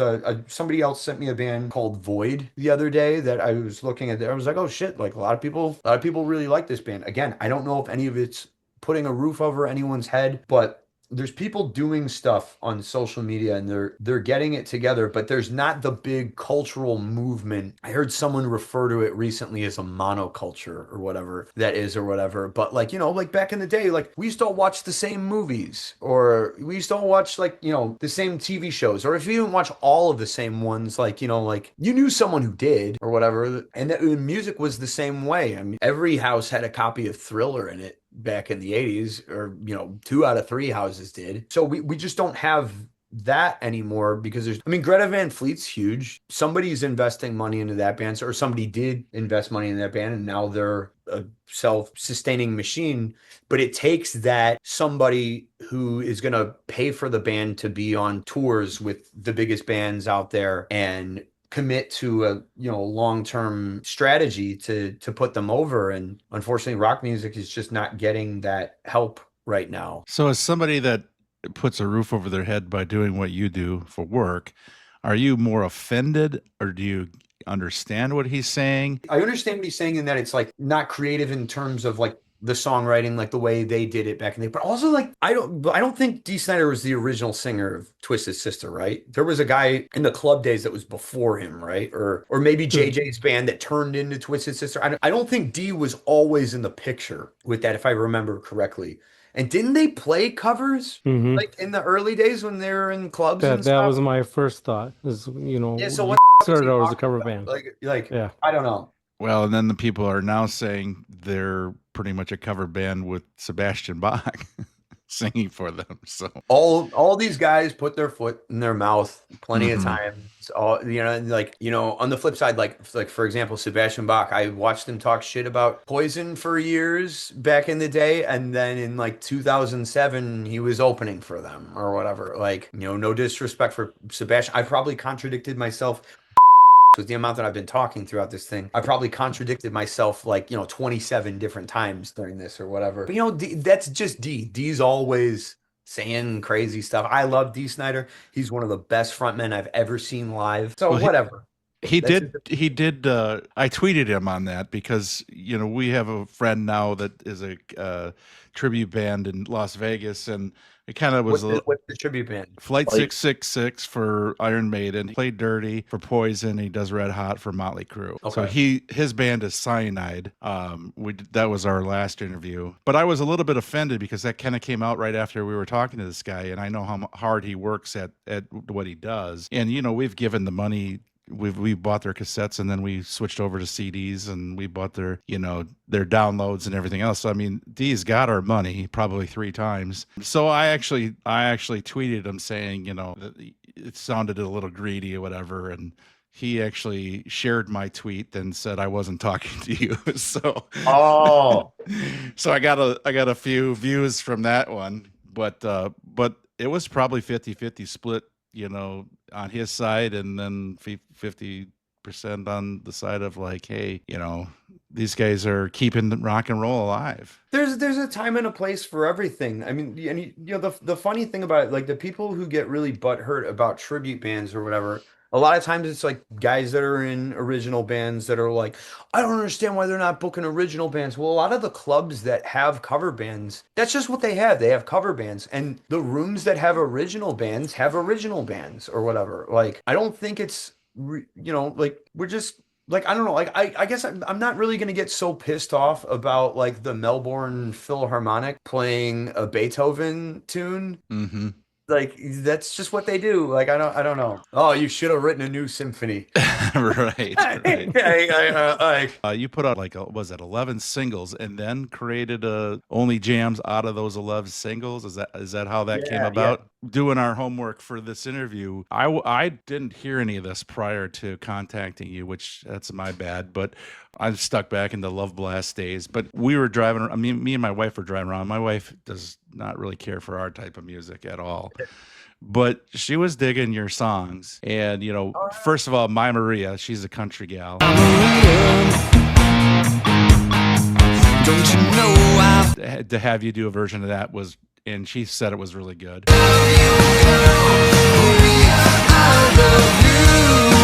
And then, you know, we get to a song, and it's called Dick.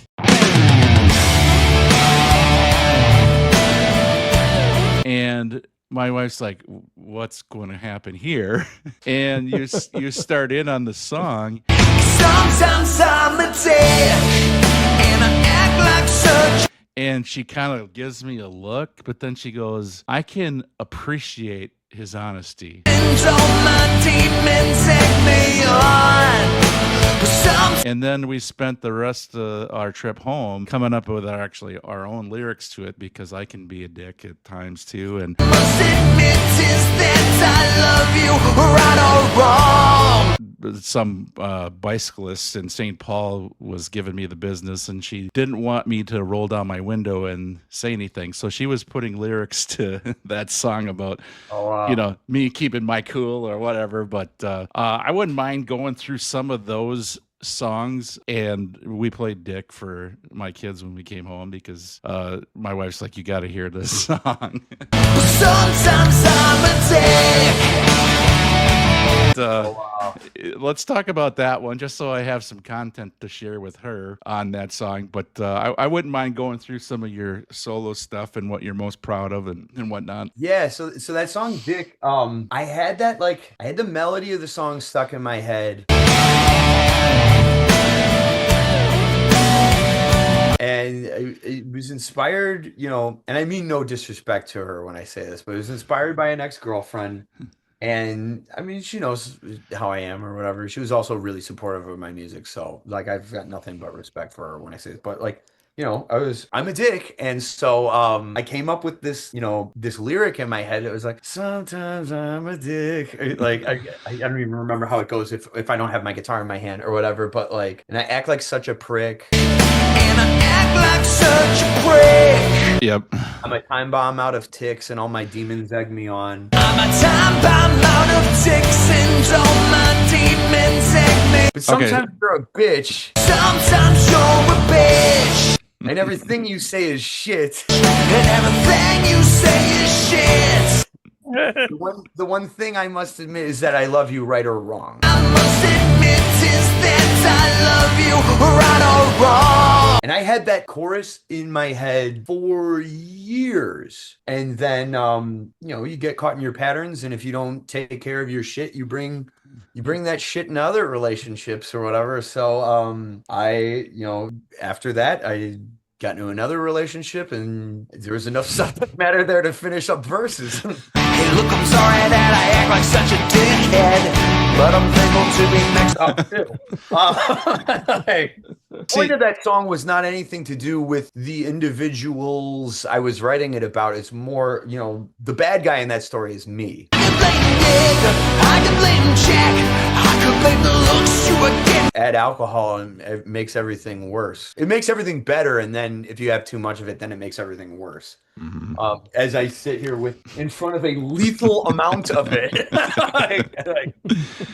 Well, there enough here to kill all four of us, or all five of us. You did name drop a few guys. Chad, bitch, boy, bad, some douche named Matt. So I'm wondering if this Matt guy is really a douche, or some of the other guys. I don't know. I can't remember the guys' names that. No. There is a real guy named Matt. Okay, there's a real guy named Matt, and he's actually not a bad guy. I was gonna say it did seem a little personal when we had a couple of the names in there. Yeah. Matt and Brad are real. But Brad was not even I just felt calling my friend Brad a bitch. It's like Brad is not really anything related to that dynamic or whatever. Brad's not some dude I was jealous of or anything like that. It rhymed, and I was like, hey, wouldn't it be funny if I said this about Brad? Hey, Brad, you're in my next song. Yeah.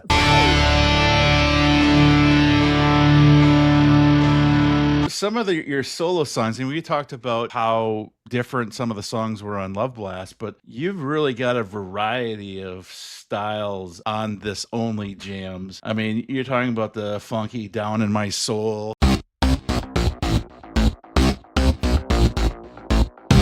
And there's a couple of harder songs. Revenge is a Long Game.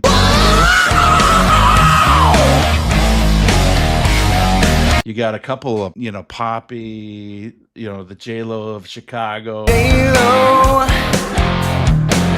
of Chicago. talk a little bit about that, as how you're not really sticking to one like vibe or one genre. Like you have all these different influences, and how does that come about? A lot of it I'm like testing stuff. Like a lot of it, like I'm trying to see like who's listening, what are people. I mean, I'm always starting with like a song that I'm just legitimately enjoying making at first. And especially like I was solidly in Hairbanger's Ball at this point in time when I started making these new songs. And I actually started working on it before the pandemic. Like J-Lo of Chicago, I think, is the oldest song. It's bound to be a damn good time. In that group of songs. And I think I started working on that one in 2019. And I think J-Lo Chicago was actually the oldest song out of that group. And so I started buying recording software to kind of help me like figure out like drum sounds and stuff like that. Because I don't play drums. I got this program called Superior Drummer from a company called TuneTrack. And then later I met like the CEO of the American Office of TuneTrack by accident and was like telling him about how amazing his product was. And I didn't even know I was talking to him. And then we developed a really great friendship from there. He's no longer with them, but we're still just great friends and stuff. So he was also instrumental in making that album sound good too, because he really all those songs I was looking for a producer to mix them and help me with them and stuff. And then I ended up at this guy's house and he had Kiss shit everywhere in his basement. I'm like, wow, I gotta meet this guy. This is awesome. Like he really loves Kiss. He's got this cool, just like it looks like this house looks like it's right out of the 70s and stuff. And so I played him Give Me Your Love Tonight off of that album. Give me your love tonight. Give me. Because at this point in time, they were all just singles. And that one has a really 80s Kiss sound. So I was like, I want to get your opinion on this. But we were shooting for a friend's movie called Cover 21 about like how COVID was impacting the local music scene here in Chicago. We were all wearing masks because it was still pretty fresh at this point in time. So I couldn't see anyone's face or anything. But I was like, wanted to show him the song. And he's like, this is great. And he's like asking me questions about like how'd you get the drum sound on this? I don't really know what I'm I'm just using this Superior Drummer program. And then I use all these other TuneTrack plugins or help me with mixing. I don't really know quite what I'm doing or whatever. So I'm looking for a producer. And then he was like, as you should, or whatever. And he goes, do you like TuneTrack products? And I was like, yeah. And then he takes his mask off and it was like my mind just exploded. It was the guy from the videos promoting the TuneTrack products. Like, and he lives in Wheaton. Like he lives like 10 minutes away from my house. Like it blew me away. And so he had to talk with me. He's like, dude, your songs are really good. He's like, your recordings sound really good. You don't need anyone to help you. He's like, just do it. He's like, get your shit together. He's like, and if you ever need help with anything, I'm here to help you. And so then I was like, all right, cool. Yeah, maybe I can do this or whatever. So that's how I got the guts to finally try to make those songs. So I just did a bunch of singles at first, and then I was putting them out like one every 4 to 6 weeks, and just to see like what do people like, because I like all of them, but what do people want from me, or like what need could I satisfy here? Because there's like melodic songs, there's songs that are like more like enough's enough kind of territory, like J-Lo of Chicago. There's a little bit more like one of the poppy melodic enough's enough kind of songs or whatever. Shake the City's, very Aerosmith, Faster Pussycat kind of a thing. We're gonna shake this city. Dick is like somewhere between a Bon Jovi ballad and like an emo ballad.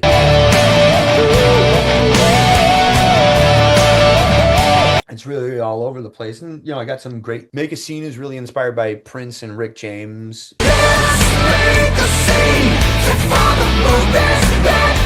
You put a little homage on each one of these single covers, I've noticed. A little Kiss Alive, Kiss Alive 3 for I Love It When You Get Loud, yeah.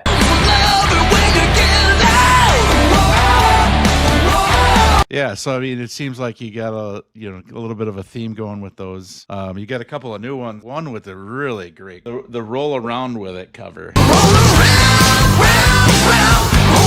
with me. Roll Around With Me. That is my cousin Mike Walsh did that. Nice. And the photographer was a girl named Emily Flower. And I was like, I told her, I'm like, just take a picture of my head. She was filming the music video for the single before it, Wild Blood.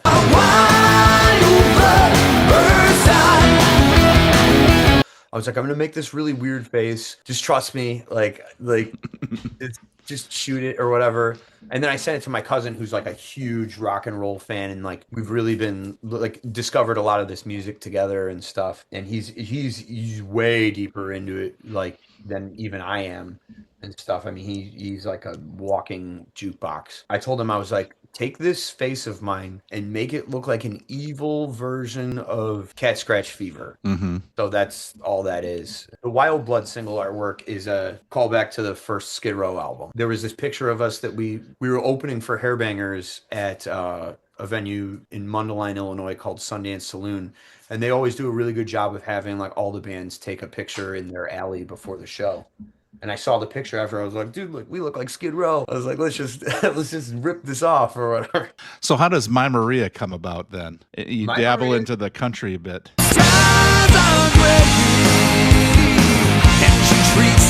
My Maria came about. It was I always loved that song. It was a huge. I was born in 1986, but I grew up in the 90s. And my Maria came about because I always heard that song all these years. I always loved that song, and I always pictured like a Def Leppard version of it in my head. Like I was like, what would it sound like?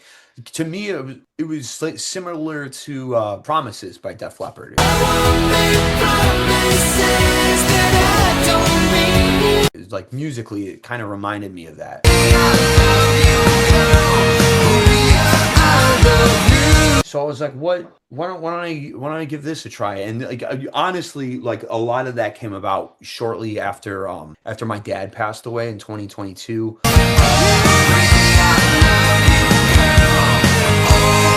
I was getting really nostalgic for just back spending time with my family back in the 90s, and we used to go to Lone Star Steakhouse. Yeah. So yeah, we used to go to Lone Star Steakhouse, and all these great country songs would play and stuff. So that's why I'm wearing the Lone Star shirt in the video.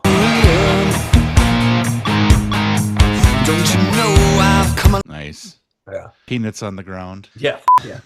Before Texas Roadhouse. Right, exactly. So what are you most proud of? It's a great question. I don't know. I guess like I would say I'm most proud of my my most successful single, Don't Let Go, probably. Don't let go. Because I had that one. That was actually supposed to be a Loveblast song back in 2011. Say it ain't so. Yeah, back in 2011, that was when that song first started getting worked on, and we were demoing it, but none of my band members really liked it. Like, so it was always kind of this, like, we had the demo, but we never really did anything with it. Turning this bed, there's no escaping my head without But it was always in the back of my head. I was like, I really like this song. How come nobody likes it? Baby, the pleasure's all mine. For me to seek and spin for a few. When I decided I was going to do a solo thing for the first time, I was like, let's do Don't. I was working with Chuck, who, like, all the songs on Only Jams, I produced those by myself. But before I met my friend Rick, who gave me the confidence to be a producer, I was working with Chuck, who did everything Loveblast ever did. And I was like, I want to do a song. It's somewhere between, like, almost kind of like I was thinking like solo artist, not a band. So Don't let go. I was thinking like Rick Springfield, Eddie Money meets, there was a pop punk band that I really liked called All Time Low. So it was like something to kind of fuse those things. Scene of the crime, you still got time to change your mind. But also a little bit of Danger in there too. In fact, like I even told him, I was like, can you make the drums sound like Def Leppard, Danger kind of a thing?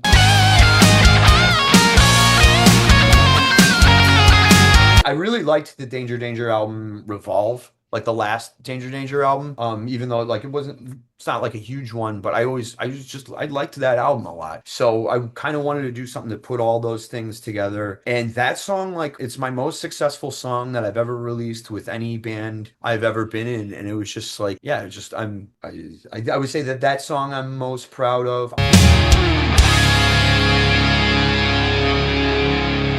I'm also really proud of the Hairbangers Ball original song, All Aboard the Bang Train.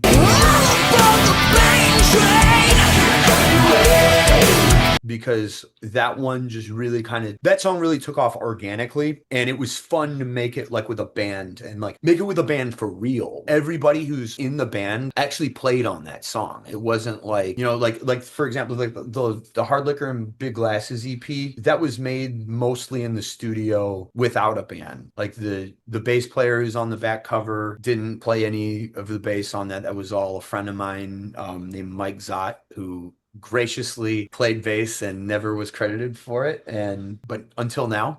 And and then like the drummer Geoff is on it a little bit, but some of the drums are also the producer Chuck Masak, and then the guitar player Brian Gilmanov on that one. He came into the fold like right at the end, so he did play a couple guitar solos. He played a little guitar solo on Hard Liquor and Big Glasses, and he plays the main guitar solo on When We Were Young.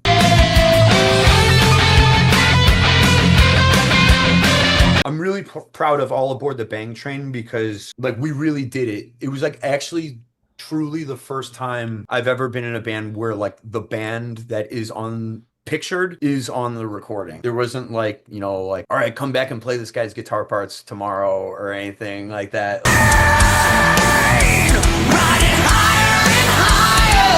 It's not jiving with your guitars or anything like that. Like that. So yeah, I would say the biggest highlights for me would be Don't Let Go. Don't let go. All Aboard the Bang Train.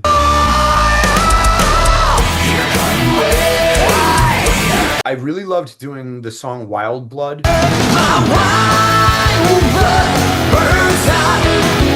It doesn't seem like people didn't respond to Wild Blood as well as I would have hoped to, but I actually got to work with the mixing engineer, Mike Frazier, off of Permanent Vacation and Pump by Aerosmith. He mixed that song, and then he's also like, he's AC/DC's right-hand man for engineering.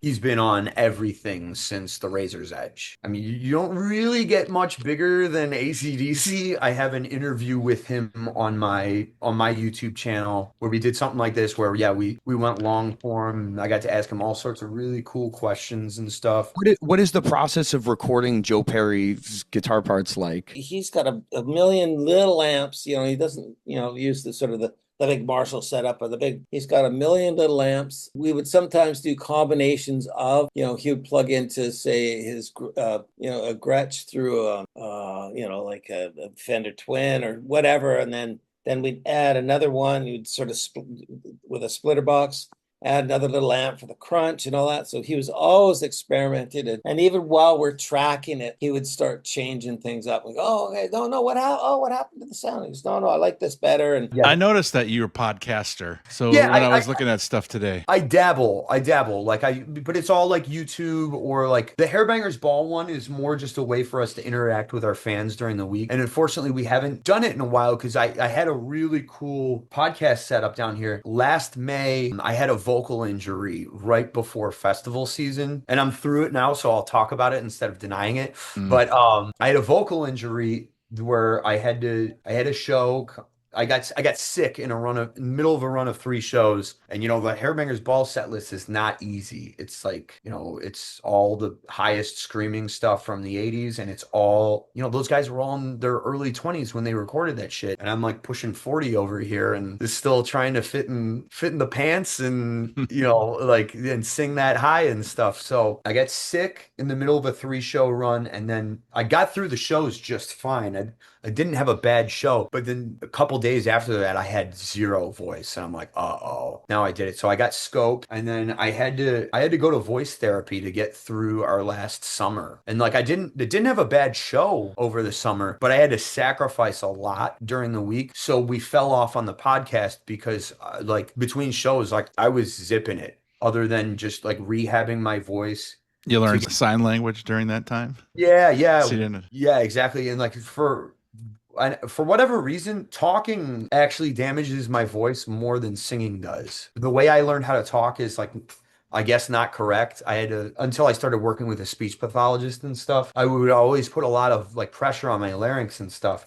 So I had to go to voice rehab and work with a speech pathologist to get through last summer. And then now I feel like I'm singing better than ever. But yeah, it was like a year of struggle to make sure that we didn't have to cancel shows or anything. So the podcast unfortunately had to take a break for a little bit. And it wasn't supposed to be a full year of not doing our podcast, but then our basement flooded over here. It looks like shit down here. This is like the one good looking corner of my basement right now. Everything else just like looks terrible down here. It's like I love podcasting. I love talking music with people who love music, and I love interacting with the Hairbangers Ball fans. The podcast had to take a break. I normally have like, a mixing board. I got the Rodecaster Pro and the pod mics and stuff, so it sounds cool, and I've got cool cameras for that stuff. You got the Stream Deck with the clapping I saw with. Yeah, exactly. Yeah, it's fun. It's fun. It's really cool. Yeah, had to take a break, but when it comes back, it is going to come back. It's going to be, we're going to go even harder with it. We're going to put it on YouTube. Actually make it a legit podcast, because we were calling it a podcast, but it wasn't really a technical podcast. It was just a way to interact with the fans.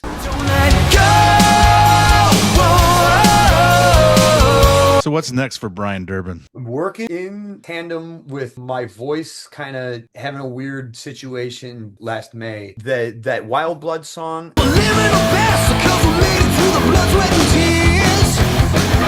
And then that Roll Around With Me, the one after it. Roll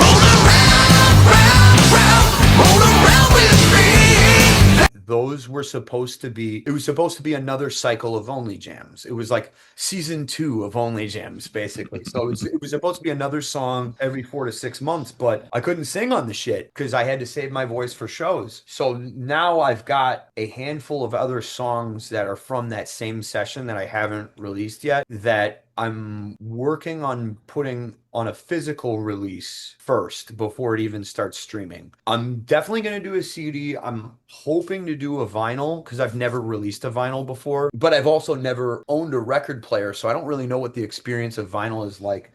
So my plan is to buy a record player here like really soon and start experiencing vinyl and figuring out what that's all about. And then as I'm just like, the release is already done. I just need to remix it to where it all sounds like one release. And then what I'm going to do is I'm going to put the physical, I'm calling it an EP plus. One side, because I learned from Hard Liquor and Big Glasses that EPs are a waste of money because you can't charge the same amount for them because it's a smaller amount of songs. In that session that we did Wild Blood and Roll Around With Me.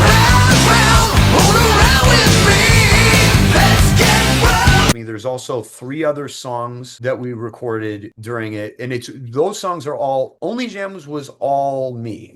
I played every instrument, and the ones I couldn't play I programmed. This one is with the guys in Hairbangers as the backing band. The first, like side 1, is going to be 5 songs from that session that we did with the guys in the band, and that EP is called Brian. So the artist name is Brian Dubin. The album title is ... and the Bangers. That's the first half. The second half is and more. And that's some other stuff that I've been working on and experimenting with on the side. So there's a song that I had from the Loveblast days called Here's to Tonight that's going to be on there. There's another song called Bad Girl that's on that. I think I'm probably going to put My Maria on it if I can get the rights from the Harry Fox agency, if it's not too expensive.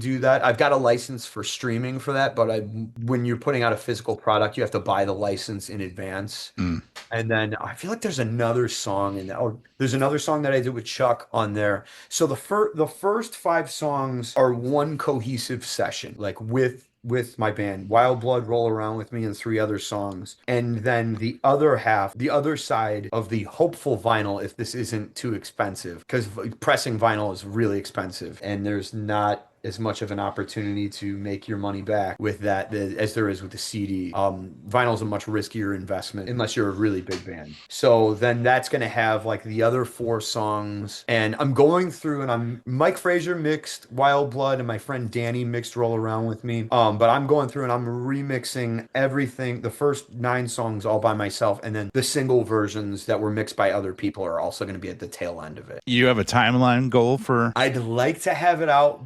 by September. Oh. That's the goal, but I'm about to get in the busy season with Hairbanger's Ball here. So, I mean, I know CD wise I could pull it off. Vinyl takes longer to press vinyl, but I could always do vinyl on demand if somebody wants it and then have the CDs. I don't know. I'm still figuring it all out. And then at the same time I'm doing that, I'm also gearing up for, the first album was a test to see if I could produce something and make it all by myself. The second album was to see this new one I'm working on is like more band focused, and then the one after that I'm also working on in tandem with this EP plus thing that I'm referring to, or whatever stupid shit I'm calling it this thing, that I'm gonna really try to make one cohesive album. But here's the other thing too, when this EP comes out, it's not going to be available on digital right away. It's going to be just a physical copy, and then I'm going to do the singles like I did with Only Jams, because when you're an artist at my level, to maintain people's attention, it's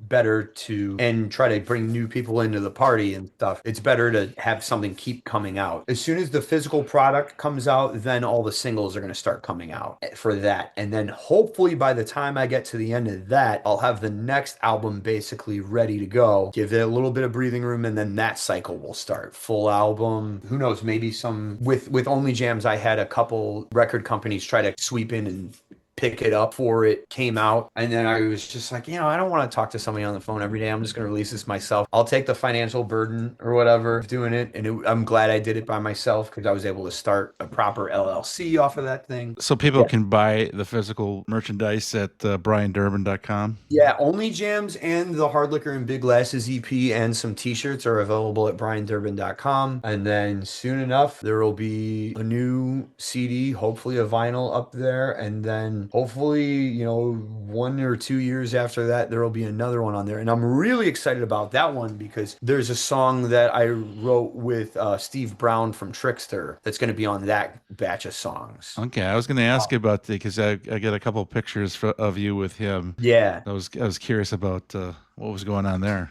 Yeah, when he did, first of all, I've always been a Trickster fan. I love Trickster. But when he did Ace Frehley's 10,000 Volt album, I was like, man, I really want to work with this guy. Because Ace had released a couple albums in a row that I wasn't bad, but it wasn't I didn't love anything on it. His last album that I loved was Anomaly, and then there were a couple albums after that that were good. They're not bad, but I didn't love anything on it. And then 10,000 Volts came out, and I was like, man, this album's really cool. And I really wanted to work with Steve, and at the time he had just freshly released it, so everybody wanted to work with him. Kind of loosely talked to him on Instagram for a while, and then he was playing a show in the Chicago area. I hit him up to see if he'd be available for a songwriting session. I took him out to lunch, got to know him a little bit first, and then we wrote a really cool song together that I'm really excited to put that one out. But there was so much other shit in the way first, and it was all one session, so that one's been kind of put on the back burner. But when that one comes out, that's going to be really cool. He's doing Always Jovi now. He's doing tribute. Yeah. Man. He's a good dude, man. He's a good dude, and he works really hard. The guy's got so much energy. I mean, he's super talented. And who would have known that a guitar player that good was also that good of a singer? He's killing it. Great guy. Go to briandurbin.com. I've got all my music videos that I've ever done are up there and stuff. There's a streaming link to where you can check out all my I have a Spotify playlist up that has every release that I've ever every song I've ever released is on that. That's all connected to my website. Well, I wish I would have known that before I created my own to Oh, cool. Well, hey, to dude. shuffle No, yeah, I'm all your glad you. music today. I'm glad you didn't know about it because now there's another playlist for me out there. That's really helpful. Check out hairbangersball.com if you want to see like a really cool tribute band. Here's where I'm at in my life with music. I'm trying to keep the version of rock and roll that I grew up experiencing and believing in.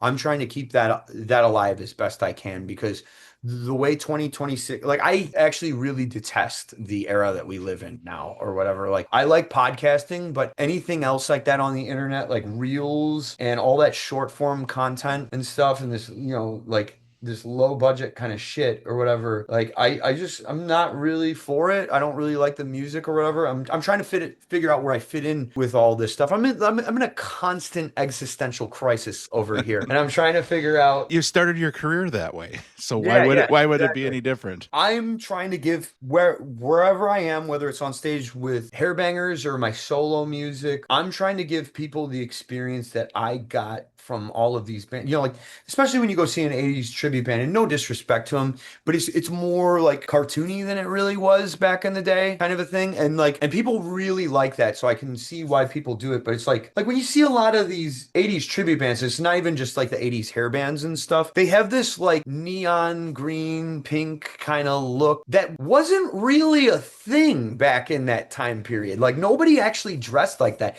Not even like the pop bands, like Aha didn't really look like that, or Dead or Alive didn't really look like that or whatever. But like, you see all these bands with the keytar and stuff like that. I'm like, who fucking played a keytar back in the day? It seems like it's like this, and no disrespect to the bands that do it or whatever. Like people are, I could go on for days about all of this stuff. And I'm not saying that none of those bands aren't great. There's plenty of great bands. For example, like, all these yacht rock bands out there, like Ambrosia wasn't wearing like sailor hats.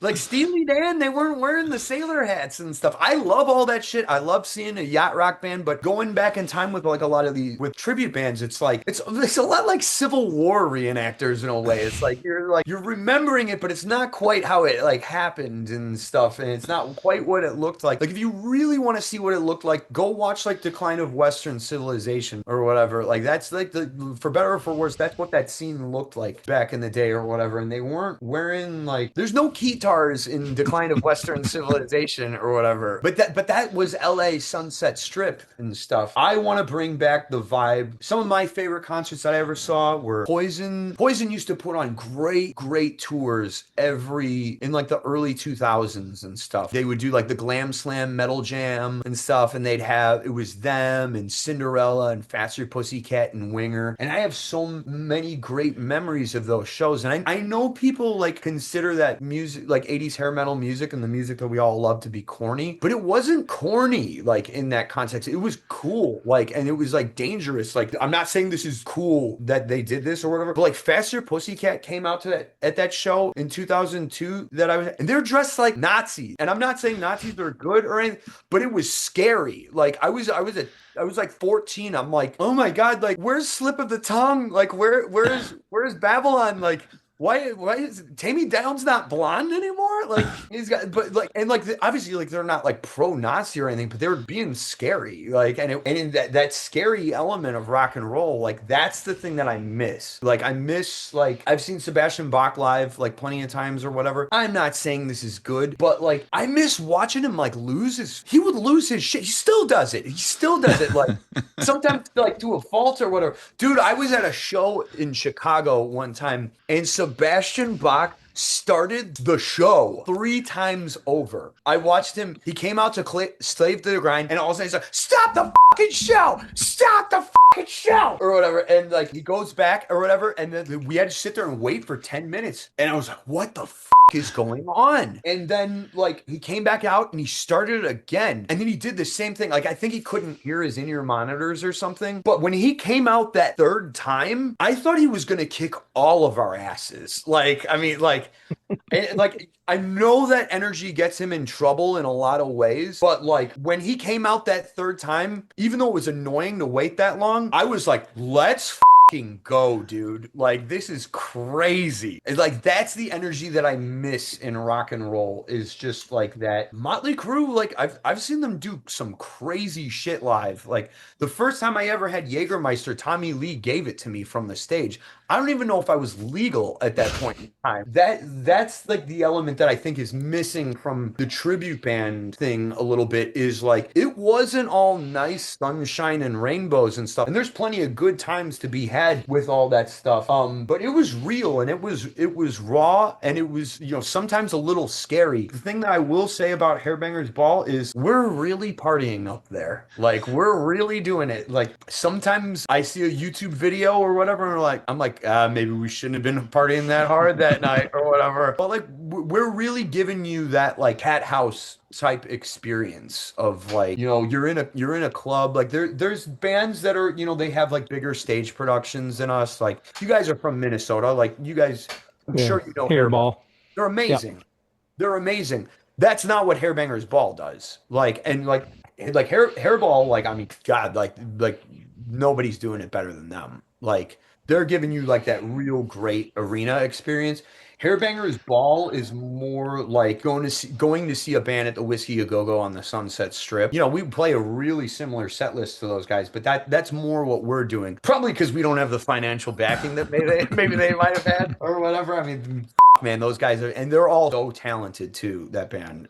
So talented. Nothing but great things to say about Hairball, but just we're a different flavor. Like, that's, and I'm happy to have that flavor, because that's the rock music that I grew up experiencing. I've seen CC DeVille play awesome live, and I've also seen him open up for Kiss completely coked up out of his mind or whatever. Like, that wasn't a good thing. I'm sure he wasn't going through a good time period of his life or whatever, but like, man, he had some energy that just, like, you can't just slap on the costume and do that way. Like, and that's what I miss about rock and roll, is like, it's just the danger element to it. We can't get away with it as much as those guys do, you know, because we're a tribute band in a club, but I try to bring that. So if there's a 13-year-old in the crowd watching Hairbanger's Ball and he's looking up at you, what do you got for him? Ooh, that's tough, because I don't know, man. Like, I guess that's the tough thing about Hairbanger's Ball, is like, sometimes I'm like, I don't know. I'm like, sometimes like, should a 13-year-old be here, kind of a thing. But like, I'm happy to have him. I'm happy to have him there, because I was 13. I was there. But like, my dad was taking me to these shows. You know, some of them he was doing some shit he shouldn't have been doing. Like, he was like giving me and my friends drinks in the parking lot before the show. There was a show. it was Skid Row, Vince Neil, Tesla, and Jackal that he took me and my cousin to. I don't even think I was old enough to drive at the time, but we made a pit stop somewhere, and he's like, here, take this cup and put some drink in it or whatever. I'm like, okay. I threw up before I got drunk at that time. I'm not saying that any of this is good. It's just, I'm saying, like, I don't know, man. I don't know where 13-year-olds fit into it or whatever. Like, and some guys are great with, because I don't want to make a 13-year-old do some of the stuff that I did. More of what I'm saying is, you know, 13-year-olds are glued to their phone right now. Yeah. And they're not at a rock concert being the next Brian Dubin. What would you say to those kids? Just like, I don't know, enjoy your life and like treat people right and stuff. And like, if rock and roll's for you, you'll figure it out. My dad became really cool like later, like when I was a teenager, but like at first my parents were really concerned. My parents come from, it's a pretty conservative background and stuff. And when I was growing up, and I love both of them with all my heart, but like, they were really concerned for me when I was interested in all these rock and roll bands and stuff. And they really resisted up until it was obvious that I was doing this no matter what. My parents weren't really supportive of it. In fact, they were scared. So I don't know. That is a tough thing for me actually as a person, because parents are so supportive of their kids playing music now, and it's really cool that there are so many supportive parents with that kind of a thing. But I don't understand that completely, because I was ending up at weird kids' basements or whatever, and you know, doing things I shouldn't have been doing or whatever, like, because my parents were scared of it. I still found a way anyways or whatever. So I'd say like a 13-year-old is going to find a way no matter what. I would just give him a fist bump and give him a guitar pick and just be as nice to him as I could and just try to give him a great show, I guess. I don't really feel like I'm the best person to give a 13-year-old advice. like, oh man, I hate saying that because I know my mom's going to watch all this, but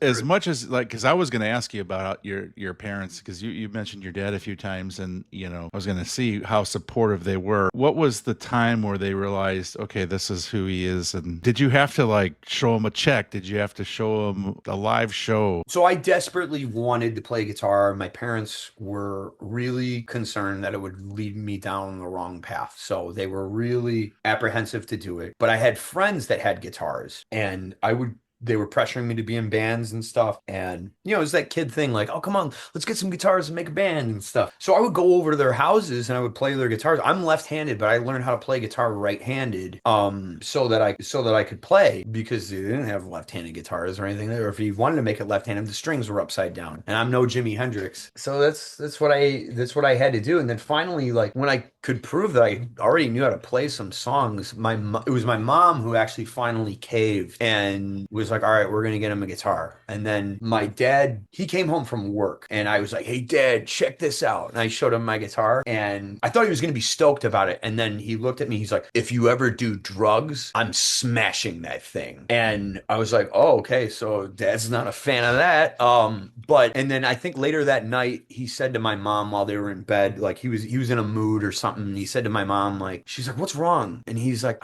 I think we just like made like a contribution to like rock music. Or like I think we just gave his life to rock music or something like that. And so he wasn't like a fan of it like for a really long time. Like, and then like one day I was just like he would play my video game system or whatever, like, and I would play my guitar next to him like while he was playing video games. His favorite band was Skid Row, and I learned how to play Monkey Business. And then he just like looked at me, he's like, you're getting pretty good at that thing or whatever. And I was like, all right, we got him. Like, and then he like took me to my first concert, which was Kiss. Actually, no, he made that comment after the concert, because the first concert he took me to was Kiss, Ted Nugent, and Skid Row. And I didn't know any Skid Row songs at that point in time. But then shortly after that, then because he was a fan of Skid Row, I found one of his old tapes. So he was like kind of a fan of the stuff, but it was like locked away. Like he had become like a normal dad and stuff, and like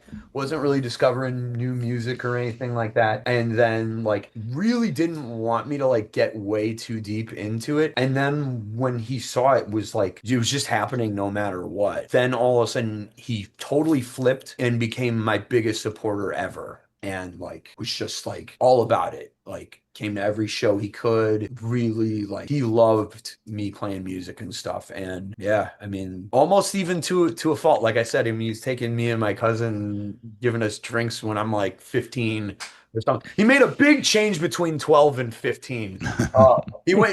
Came a long way from like, if you ever do drugs, I'm smashing that thing, to like all of a sudden giving me alcohol in a parking lot before a Skid Row concert. Like, it seems like he made the contribution to rock and roll had grown from a different connotation from when he first said it to the end of it. I just think he didn't want me to be like him.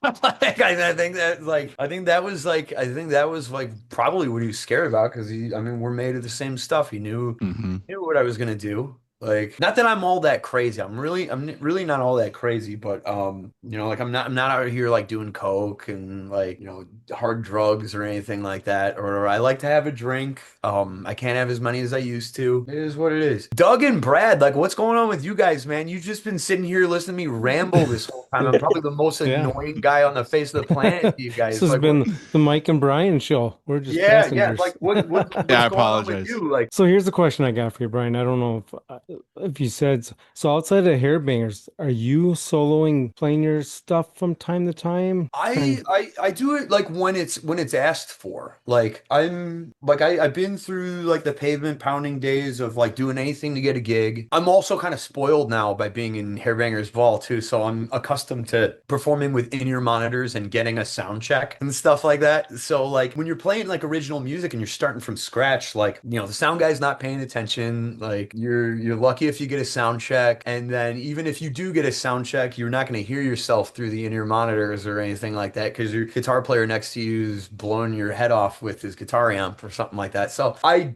try to work it. I try to at least have a goal of doing one show every year, in every region that I can play in. So like I'll try to do one Chicago area show. Like when I released Only Jams, I played a show in Louisville, Kentucky, did an Indianapolis show, did a Bloomington, Indiana show. Like basically every major market that Hairbanger's Ball plays, I did like the Only Jams tour or whatever. So I did a show in like basically the Milwaukee area, and basically every region Hairbangers plays. But what's cool is like because of the internet and stuff, people from the people who are actually the biggest fans of my music are not in the United States. I was lucky enough to play Buenos Aires, Argentina, and Sao Paulo, Brazil this past February. And man, like what an unbelievable experience that is, because like they love rock and roll music the way like we love rock and roll. I feel like the United States, without there being a, common, like I said, there's like no monoculture for rock music. There's no big bands that we're all listening to or on our radar. There's no household names now. The only thing that's really keeping it alive in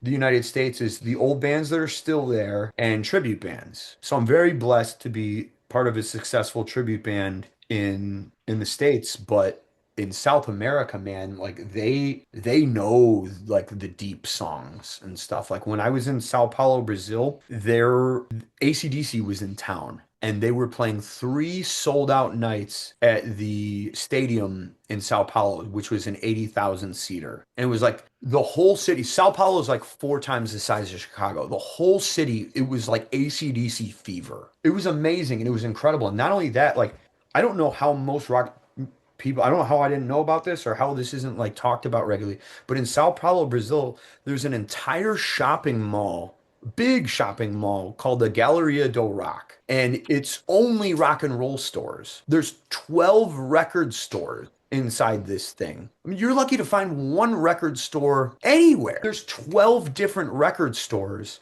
Shout out to Animal Records in the Galleria do Rock. There's 12 different record stores. There's rock and roll clothing stores in there. And then there's stage wear. There's a difference between rock and roll clothing and stage wear, I guess. I mean, it's crazy. There was like close to 100 different rock and roll stores in this gigantic shopping mall. And then there was an Ozzy Osbourne tribute band playing on the roof at 2 p.m. Not just playing like Paranoid and Crazy Train, like deep cuts off of No Rest for the Wicked, happening at 2 p.m. on top of a shopping mall. They're playing Demon Alcohol. Like what? Like, it's crazy. And then Buenos Aires, the crazy thing about those people, both shows were great. Buenos Aires, though, the passion that those people have for rock and roll, not only do they sing the songs, they sing the riffs of the songs. So, like, I did a cover of Love Gun while I was there. And after the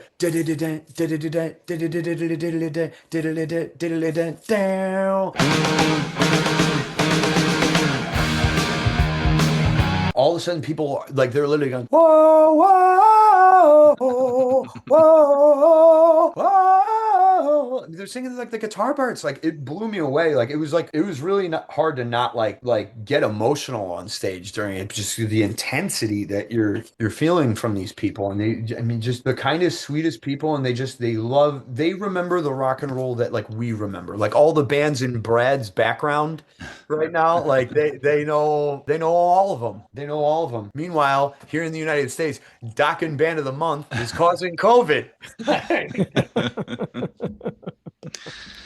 I'm just gonna nerd out gear. So on your cover for Only Jams, yeah, I was looking, I'm like, that's a Kramer Hellflash Night Swan, isn't it? It's not a Night Swan. It's a sustainer.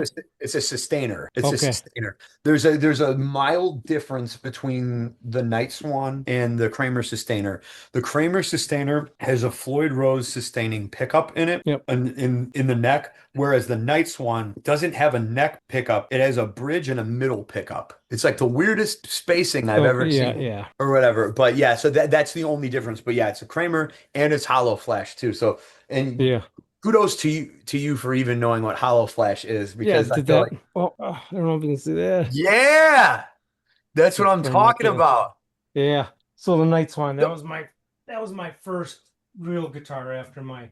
But not so. How is that a Night Swan if it's not in the? No, this is just a cheap Kramer that I hell flashed myself. Oh, okay. The original Night Swan. Yeah, Yeah. the original Night Swan. I lost that when I was like 21. Is that technically a Beretta that you've got there, or Mm, something else? it's like, I don't know what It's a newer one. It's like a $300 guitar. So it's So yeah, so you guys play? Do all three of you play? I Or- do. Right on, man. Yeah, yeah.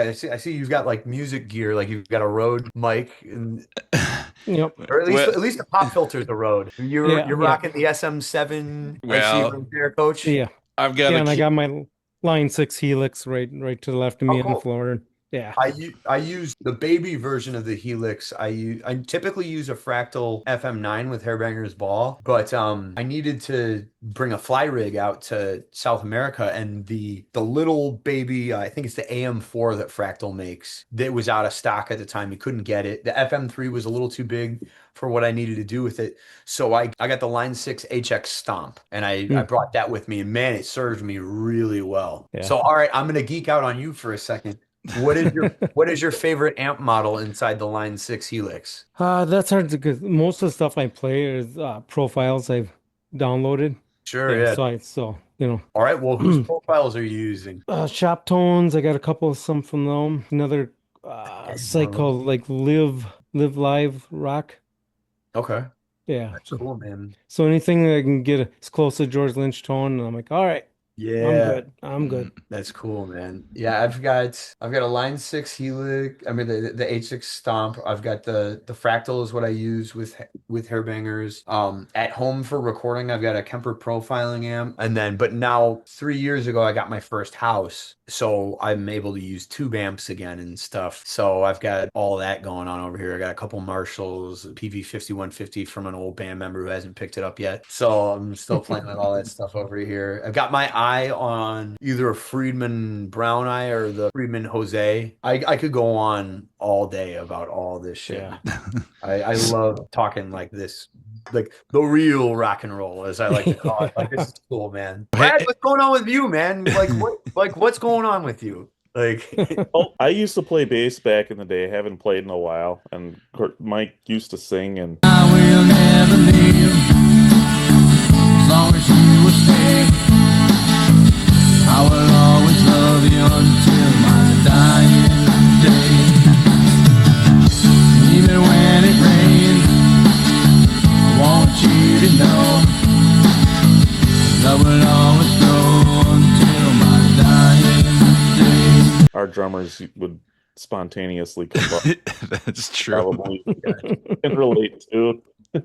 So, yeah. And Yeah. I see you've got so you listen to a lot of the new stuff too. You got Reckless Love in there, you've got Crazy Licks, you got Crash Diet, even Wild Street. Hell yeah. I used to play shows with Wild Street in love that phase. So I do got to tell you that we have a segment on, I think it's our 4th episode, called Glam or Sham, because my wife would make fun of our band names, and she would say that's not a real band name, and Doug would tell her, this band, and she wouldn't agree that was a real band. So we did a segment where she had to pick which one is a real band, and actually Loveblast went up against, I think, Dragon Bites. Dragon Bites Oh my gosh. or really? Love Blast Dragon Bites.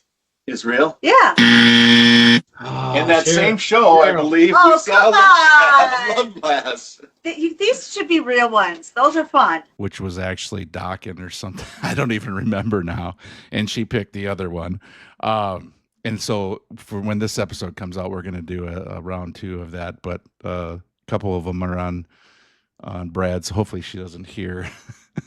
Yeah. I think Crazy Licks might be one of them, and a couple of those. But yeah, so you already made an episode of ours with our Glamour Sham, Oh, wow. Love Blast, and a pretty young picture of you back in the Didn't day. even know. All right, all three of you guys, like, who are like, we could go crazy here, but like, who are some of your favorite like newer bands? And it doesn't even have to be limited to like the bubble of like specifically like 80s hair metal based stuff, but like, yeah, like, what are you guys listening to that's like maybe released at the very least after the 2000s, preferably after the 2010s though? Like, what are you guys listening to? Brad, do you want to answer it? Because Brad just got me into Wolfgang recently, because we did a little segment on Wolfgang last episode. He's got some good stuff. What else are you listening to? yeah, I really like Wolfgang. Gunshine was another band that we were talking about recently. Yeah, that band's blowing up, man. Yeah, and good. Somebody needs to get the country's attention to try and bring some life back into this thing. Well, hey, I mean, Nikki Sixx even tweeted about Gunshine. The drummer of Gunshine, Tommy Salzberg, he's from the Chicago area. He used to play in a Guns N' Roses tribute band out here called Night Train. Okay, cool. Yeah, that's a great band. I like them because they've got like obviously they've got the Motley Crue quality, but then there's like newer elements in there too. It's a cool band. Yeah, it's great. I've found that just doing this podcast is almost the venue for trying to figure out what to listen to and sharing ideas with other people on not only new music, but some of those bands that were out back in the 80s, especially late 80s, early 90s, when the whole market was just really saturated with a lot of those bands that didn't get their chance and didn't make it. There's a lot of really good stuff from back in the day that didn't make it onto Headbangers Ball or MTV, but it still sounded really good. So going back through the archives and finding some of that stuff that we've never heard before and talking about it on here is almost part of the fun of discovering new music, so to speak, even if it came out back in 1989. What's you guys' favorite like method of listening to music? Like, are you guys listening to it on like Spotify or Apple Music? Are you guys CD guys? Are you guys vinyl guys? Like, how are you guys listening to music? I'm mostly You're mostly Apple Music? Same. Yeah, I'm mostly a Spotify now. Brad and I used to do the iTunes, and I was just talking to him because I've got a 300 disc CD changer and a 400 disc CD changer back in the day, and I would just have all my CDs in there and just hit shuffle and whatever came up. I haven't really listened to a physical CD in I don't think I've got none of my computers play a CD anymore, and I don't have a radio that plays a CD, so my car doesn't have a CD player anymore. So yeah, it's been a long time. I know Doug's got a good CD collection. Yeah, I was a late adopter to Spotify. I probably have close to 500 CDs, and I just rip everything into my computer, and it always drove my wife nuts. Why are you buying CDs? That's all online. I'm like, well, I want to hold physical media. I want to read the book. I want to see who the band members thanked, who they're endorsing. I'm trapped in the 80s. I'm old school. Sure, yeah. Right on. Coach, you were asking earlier, you made some comment about like my lyrics and stuff. You're like, why aren't your lyrics on, Spotify or Apple Music or anything like that? The reason I don't put them on there is A, I'm often self-conscious of them. Okay. But B, I put them inside the liner notes of my physical releases. So that's like kind of like, since I'm like, God, like I've released a couple like lyric videos and stuff over the years, and I don't know, for whatever reason is I'm like just really self-conscious of my lyrics. So I don't like putting them out there. Probably because there's people like me that are the Doug and Brad called the lyric police, because one of our very first episodes where we brought up a CD, Doug brought out Veins, No Respect, and I tore into it because I was looking at the lyrics and stuff, and I probably should have just listened to the songs a few more times before I did that. But yeah, I don't know. I'm a big lyric guy, especially some of those songs that just mean it. Like you can tell that they mean something to you, though. I really love those. But yeah, I don't necessarily need to. I just like, what did he say? I want to know what he said. I'm that kind of guy. But sorry, well, if you're a big lyric guy, who are your favorite lyricists? Good question. You're turning the tables on us here. Well, I'm interested. Well, I know a lot of people that like rock music, but I don't know. It's very rare for me that I get to like talk to people who are like really deep into it and like know like the bass player of like of every band or something like that. Like that's those two guys. I'm like, they can rattle off stuff. As a matter of fact, we went TikTok live one time and we were saying like, try to stump Doug, and they brought up Doug, you probably remember, but like I never heard of it. Name all the bands that Rudy Sarzo's been in. Oh man, that's pretty I'm like, this is not fair. This is a softball. Where do I? Okay, A, B, C, D, E, F, G.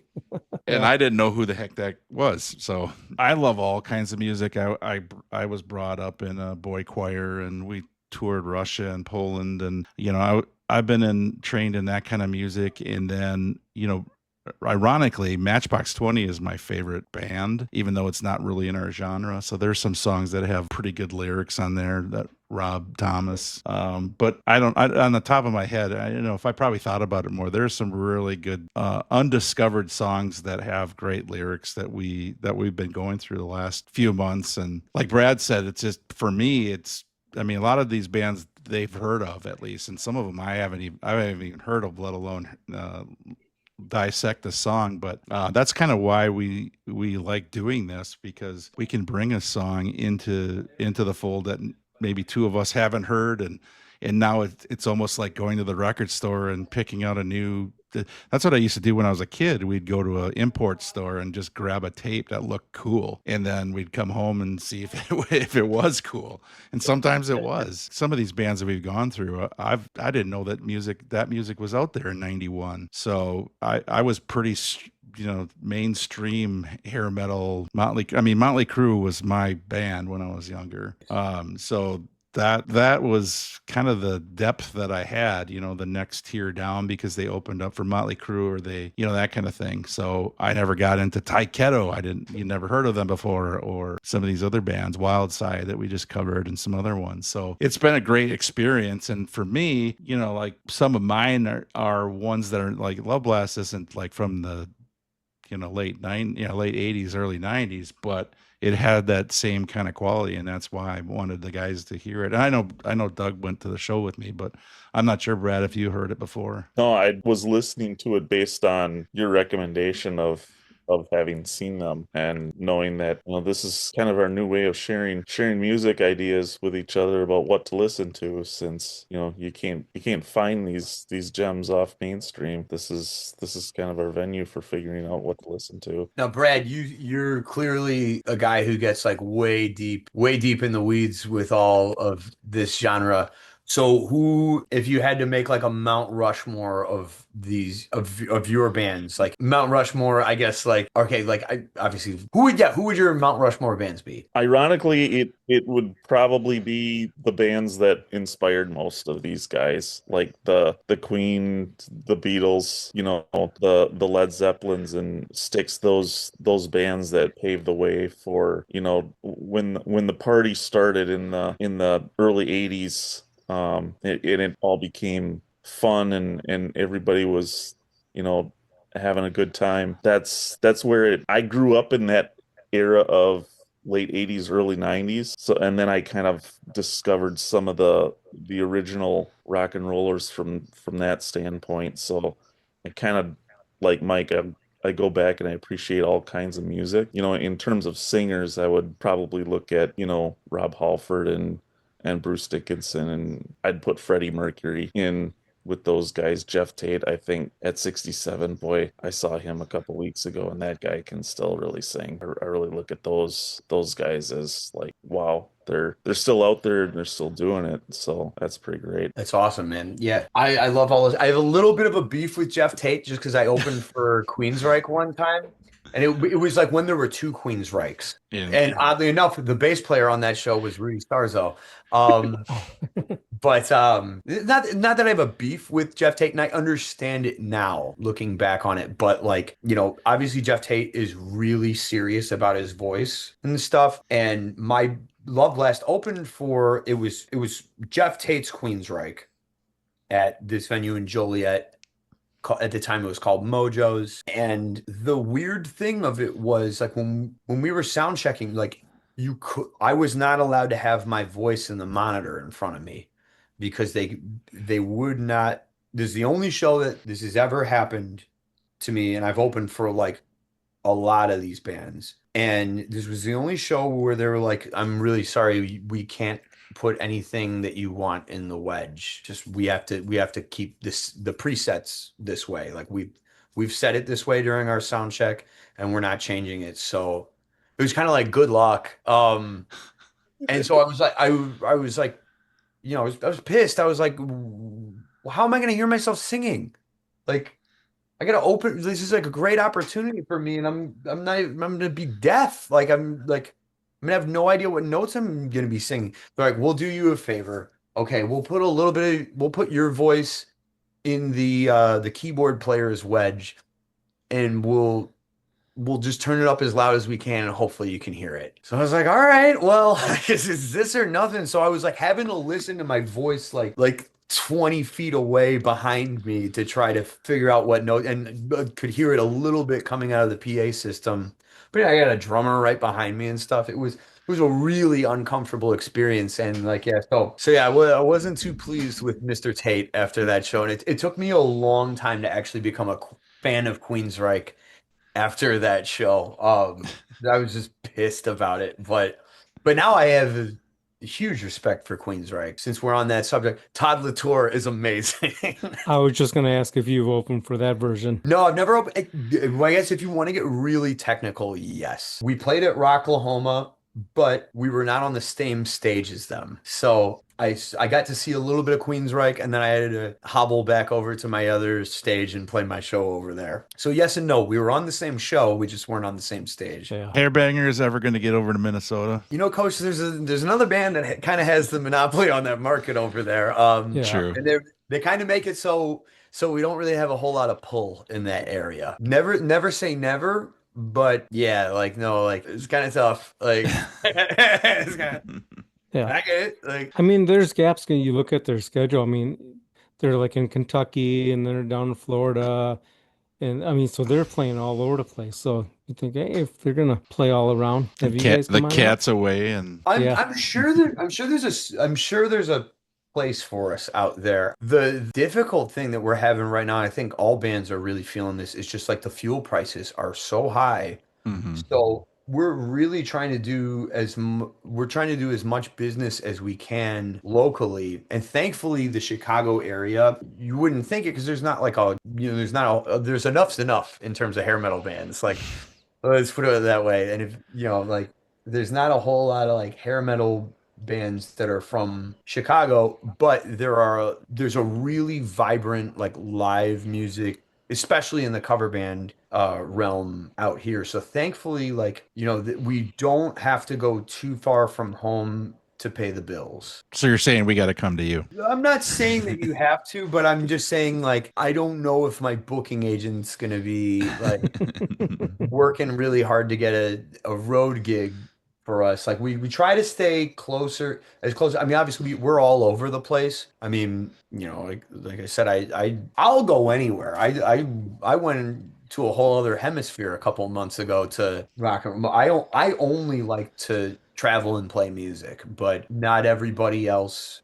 that's in a band really loves traveling. And not only that, it's so much more expensive to put a band on a road these days, to where I used to kind of be freshly after I did that Faster Pussycat tour where we were on the bus with them playing dates across the country for a month. When I joined Hairbangers, like I loved it, but I wanted to be on the road more. I wanted to be everywhere. It used to drive me crazy that we wouldn't do like I wanted to see if we could get this band like touring.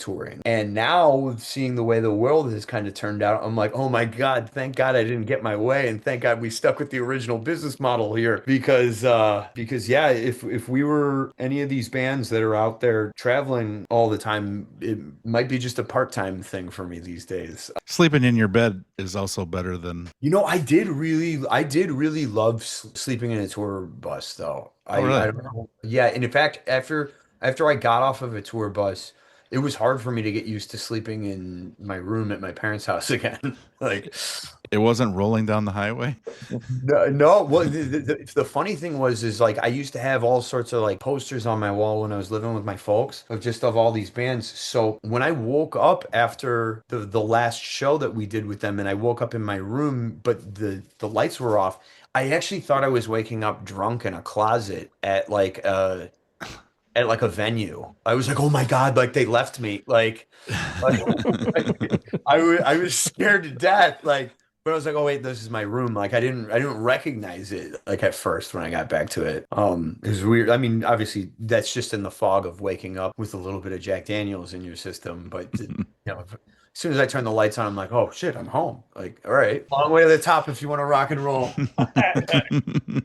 I love talking rock and roll music. Like I said, like I don't get a whole lot of opportunity to talk to guys like you that are like really deep in this stuff. So I mean, like, I'm sorry if I rambled too much at any point in time, or like when I feel like I'm in the Alien and I finally saw like 3 other aliens or whatever.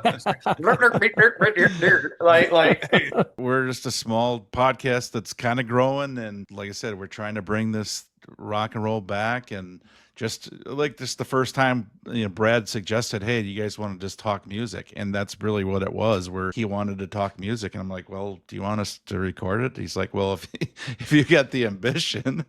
And then it just ended up being, like we talked about, like, how do we find new music? And those kind of conversations that we had, and going back to the 80s and what we missed and whatnot. And then it's turned into this, where we are bringing up new music and pumping life into it. And hopefully, I know we have a bunch of viewers that appreciate us recommending stuff that they haven't heard in a long time, or things that they've never heard. And I'm hoping that a lot of people get to know you and what you're about, and get to see your music, and we're gonna promote the heck out of it. And I know you don't like the short form, but we're gonna probably have a lot of short form It's the name of the game now. It is what it is. It's just my issue with the whole phone thing.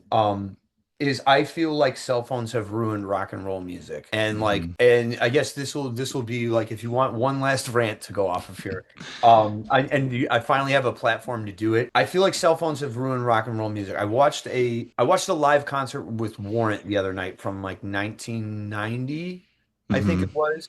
I had some friends over, and we were I didn't watch the full concert that night. We were just watching, just had the YouTube up, and we were watching, like live footage of bands and stuff. And I was watching a video of them playing Down Boys, and it was shocking, honestly, like, to see the crowd, because nobody had a phone in their hands. Like, and I'm not trying to be like, like old man yelling at clouds here, but there wasn't a cell phone in sight. And they were all like in the moment, like everybody was engaged. There wasn't like one guy taking his phone and like trying to take a selfie with him and the band behind him or whatever. Not only that, like the band played like a couple rough bum notes here or there, not bad, but like, like enough to tell it was live. That's the problem with like rock music, is like, I feel like pop music and country and rap music survive through this whole phone thing, because it's not live. They're not playing live. And so like, like when you see, like, I've seen so many people so many of my heroes get ruined on short form content because they had like a bad night or something. Like that guy from Journey, Arnell.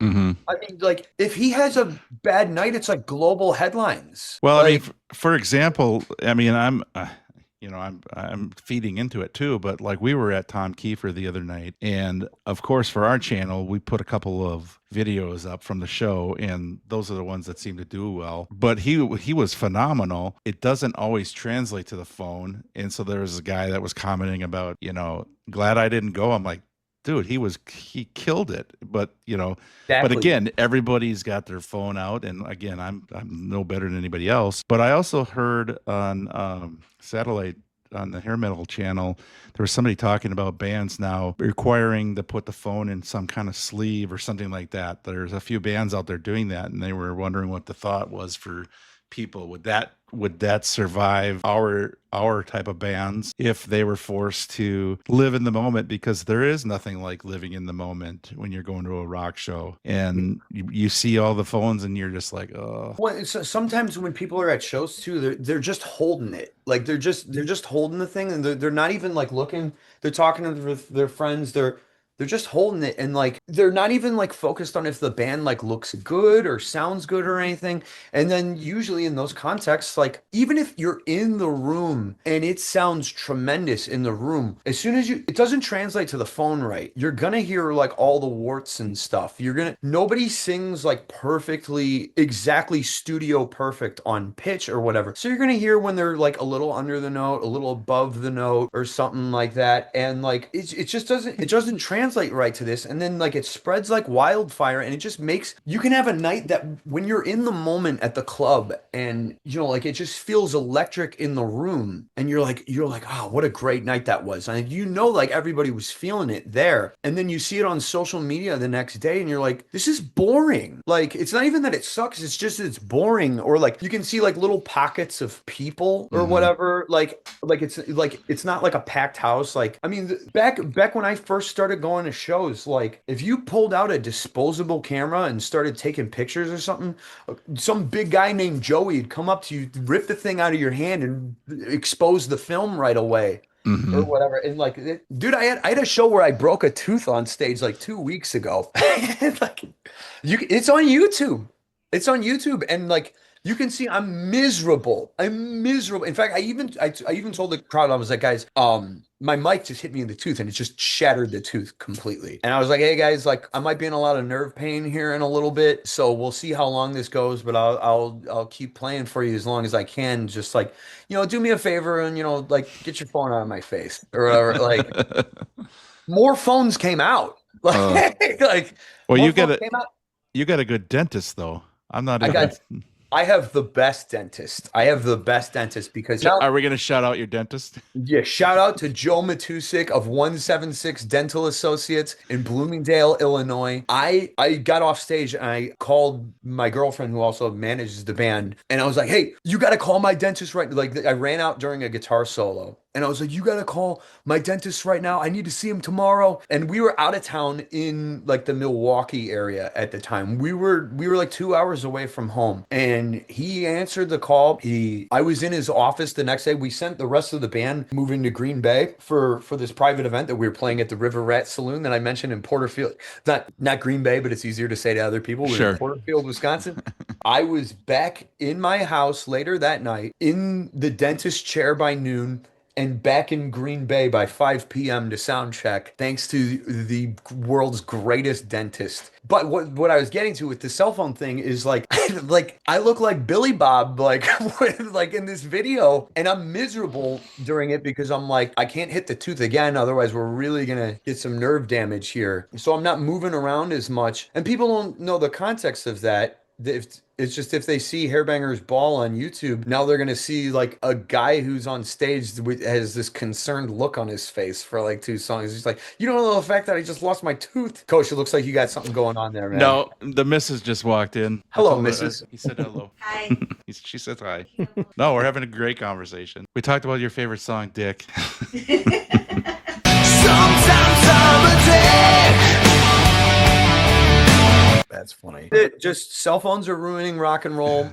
So yeah, going back to that, would you like to see venues say, hey, you got to put those away and put them? It's a double-edged sword because of emergency phone calls now, and we're so attached to it. In a perfect world, that would be cool, but also like I went to a comedy show at an arena. I was seeing Bill Burr, Madison, Wisconsin, like a few years ago. It took so long to get in the venue because with these stand-up comedians, like, you know, if you film their joke and you post it online, you just ruined their act. You can only tell a joke one time. Right. It took forever to get in the venue because we all had to put our phones in our bags, and I was just like, dude, like if I was slightly less patient, like I would never do that ever again because it was miserable to get to my seat. If somebody has less energy than me, it's not going to help the problem. That's going to kill rock and roll too. I feel like, it's just got to be like, bands just got to start being like, yo, don't do it. Like, please, like just stay in the moment.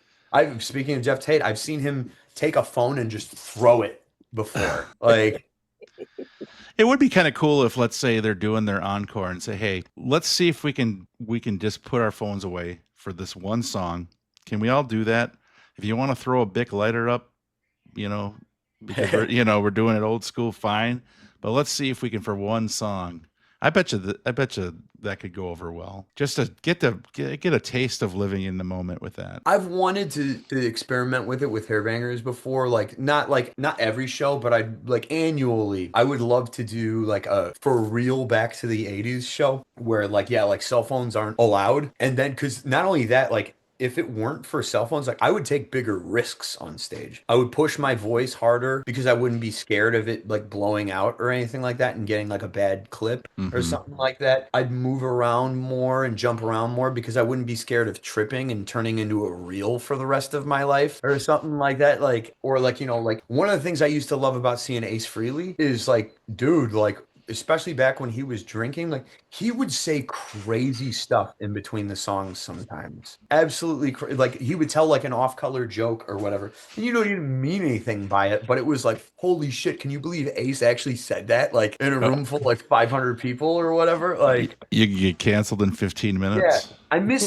the nightlife element of rock and roll. I miss like the CD quality and the danger or whatever. That's like what I miss. But yeah, so like I'd like to do it. I think rock and roll is a little too safe right now because everyone's scared of getting canceled and getting in trouble. I mean, come on, like you got to have a little bit of punk rock in you. Like That's Yeah, true. makes sense. You know, a lot of sporting events that you go to today, it takes a long time to get in because they want to make sure that you don't have any weapons or you're not bringing any glass or anything that can hurt anybody. But when we went to concerts back in the day, it took a while to get in there because they were looking for video recording equipment. That's true. yeah. Everyone had phones that were too too small.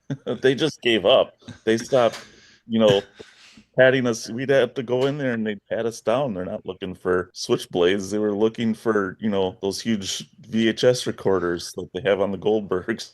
I had a cassette recorder that I would put down the front of my pants because they weren't going to pat me there. And I would tape live shows, and they would sound awful on cassette anyway. So I don't know why I did it, but And I'm a little bit of a hypocrite because like I used to collect like bootlegs of concerts and stuff like that. And I have a massive collection of like old DVDs that are not official DVDs, or I used to have like bootleg CDs and stuff. So I'm a little bit of a hypocrite there, but it's just like, and I'm honored honestly that people like want to pull out their phone because they want to film something or whatever, and because they think it's cool. Like I'm honored that they either A want to watch it later, or B want to share it with their friends or something. That is cool. But there's also like the double-edged sort of sometimes it just doesn't translate right through the phone.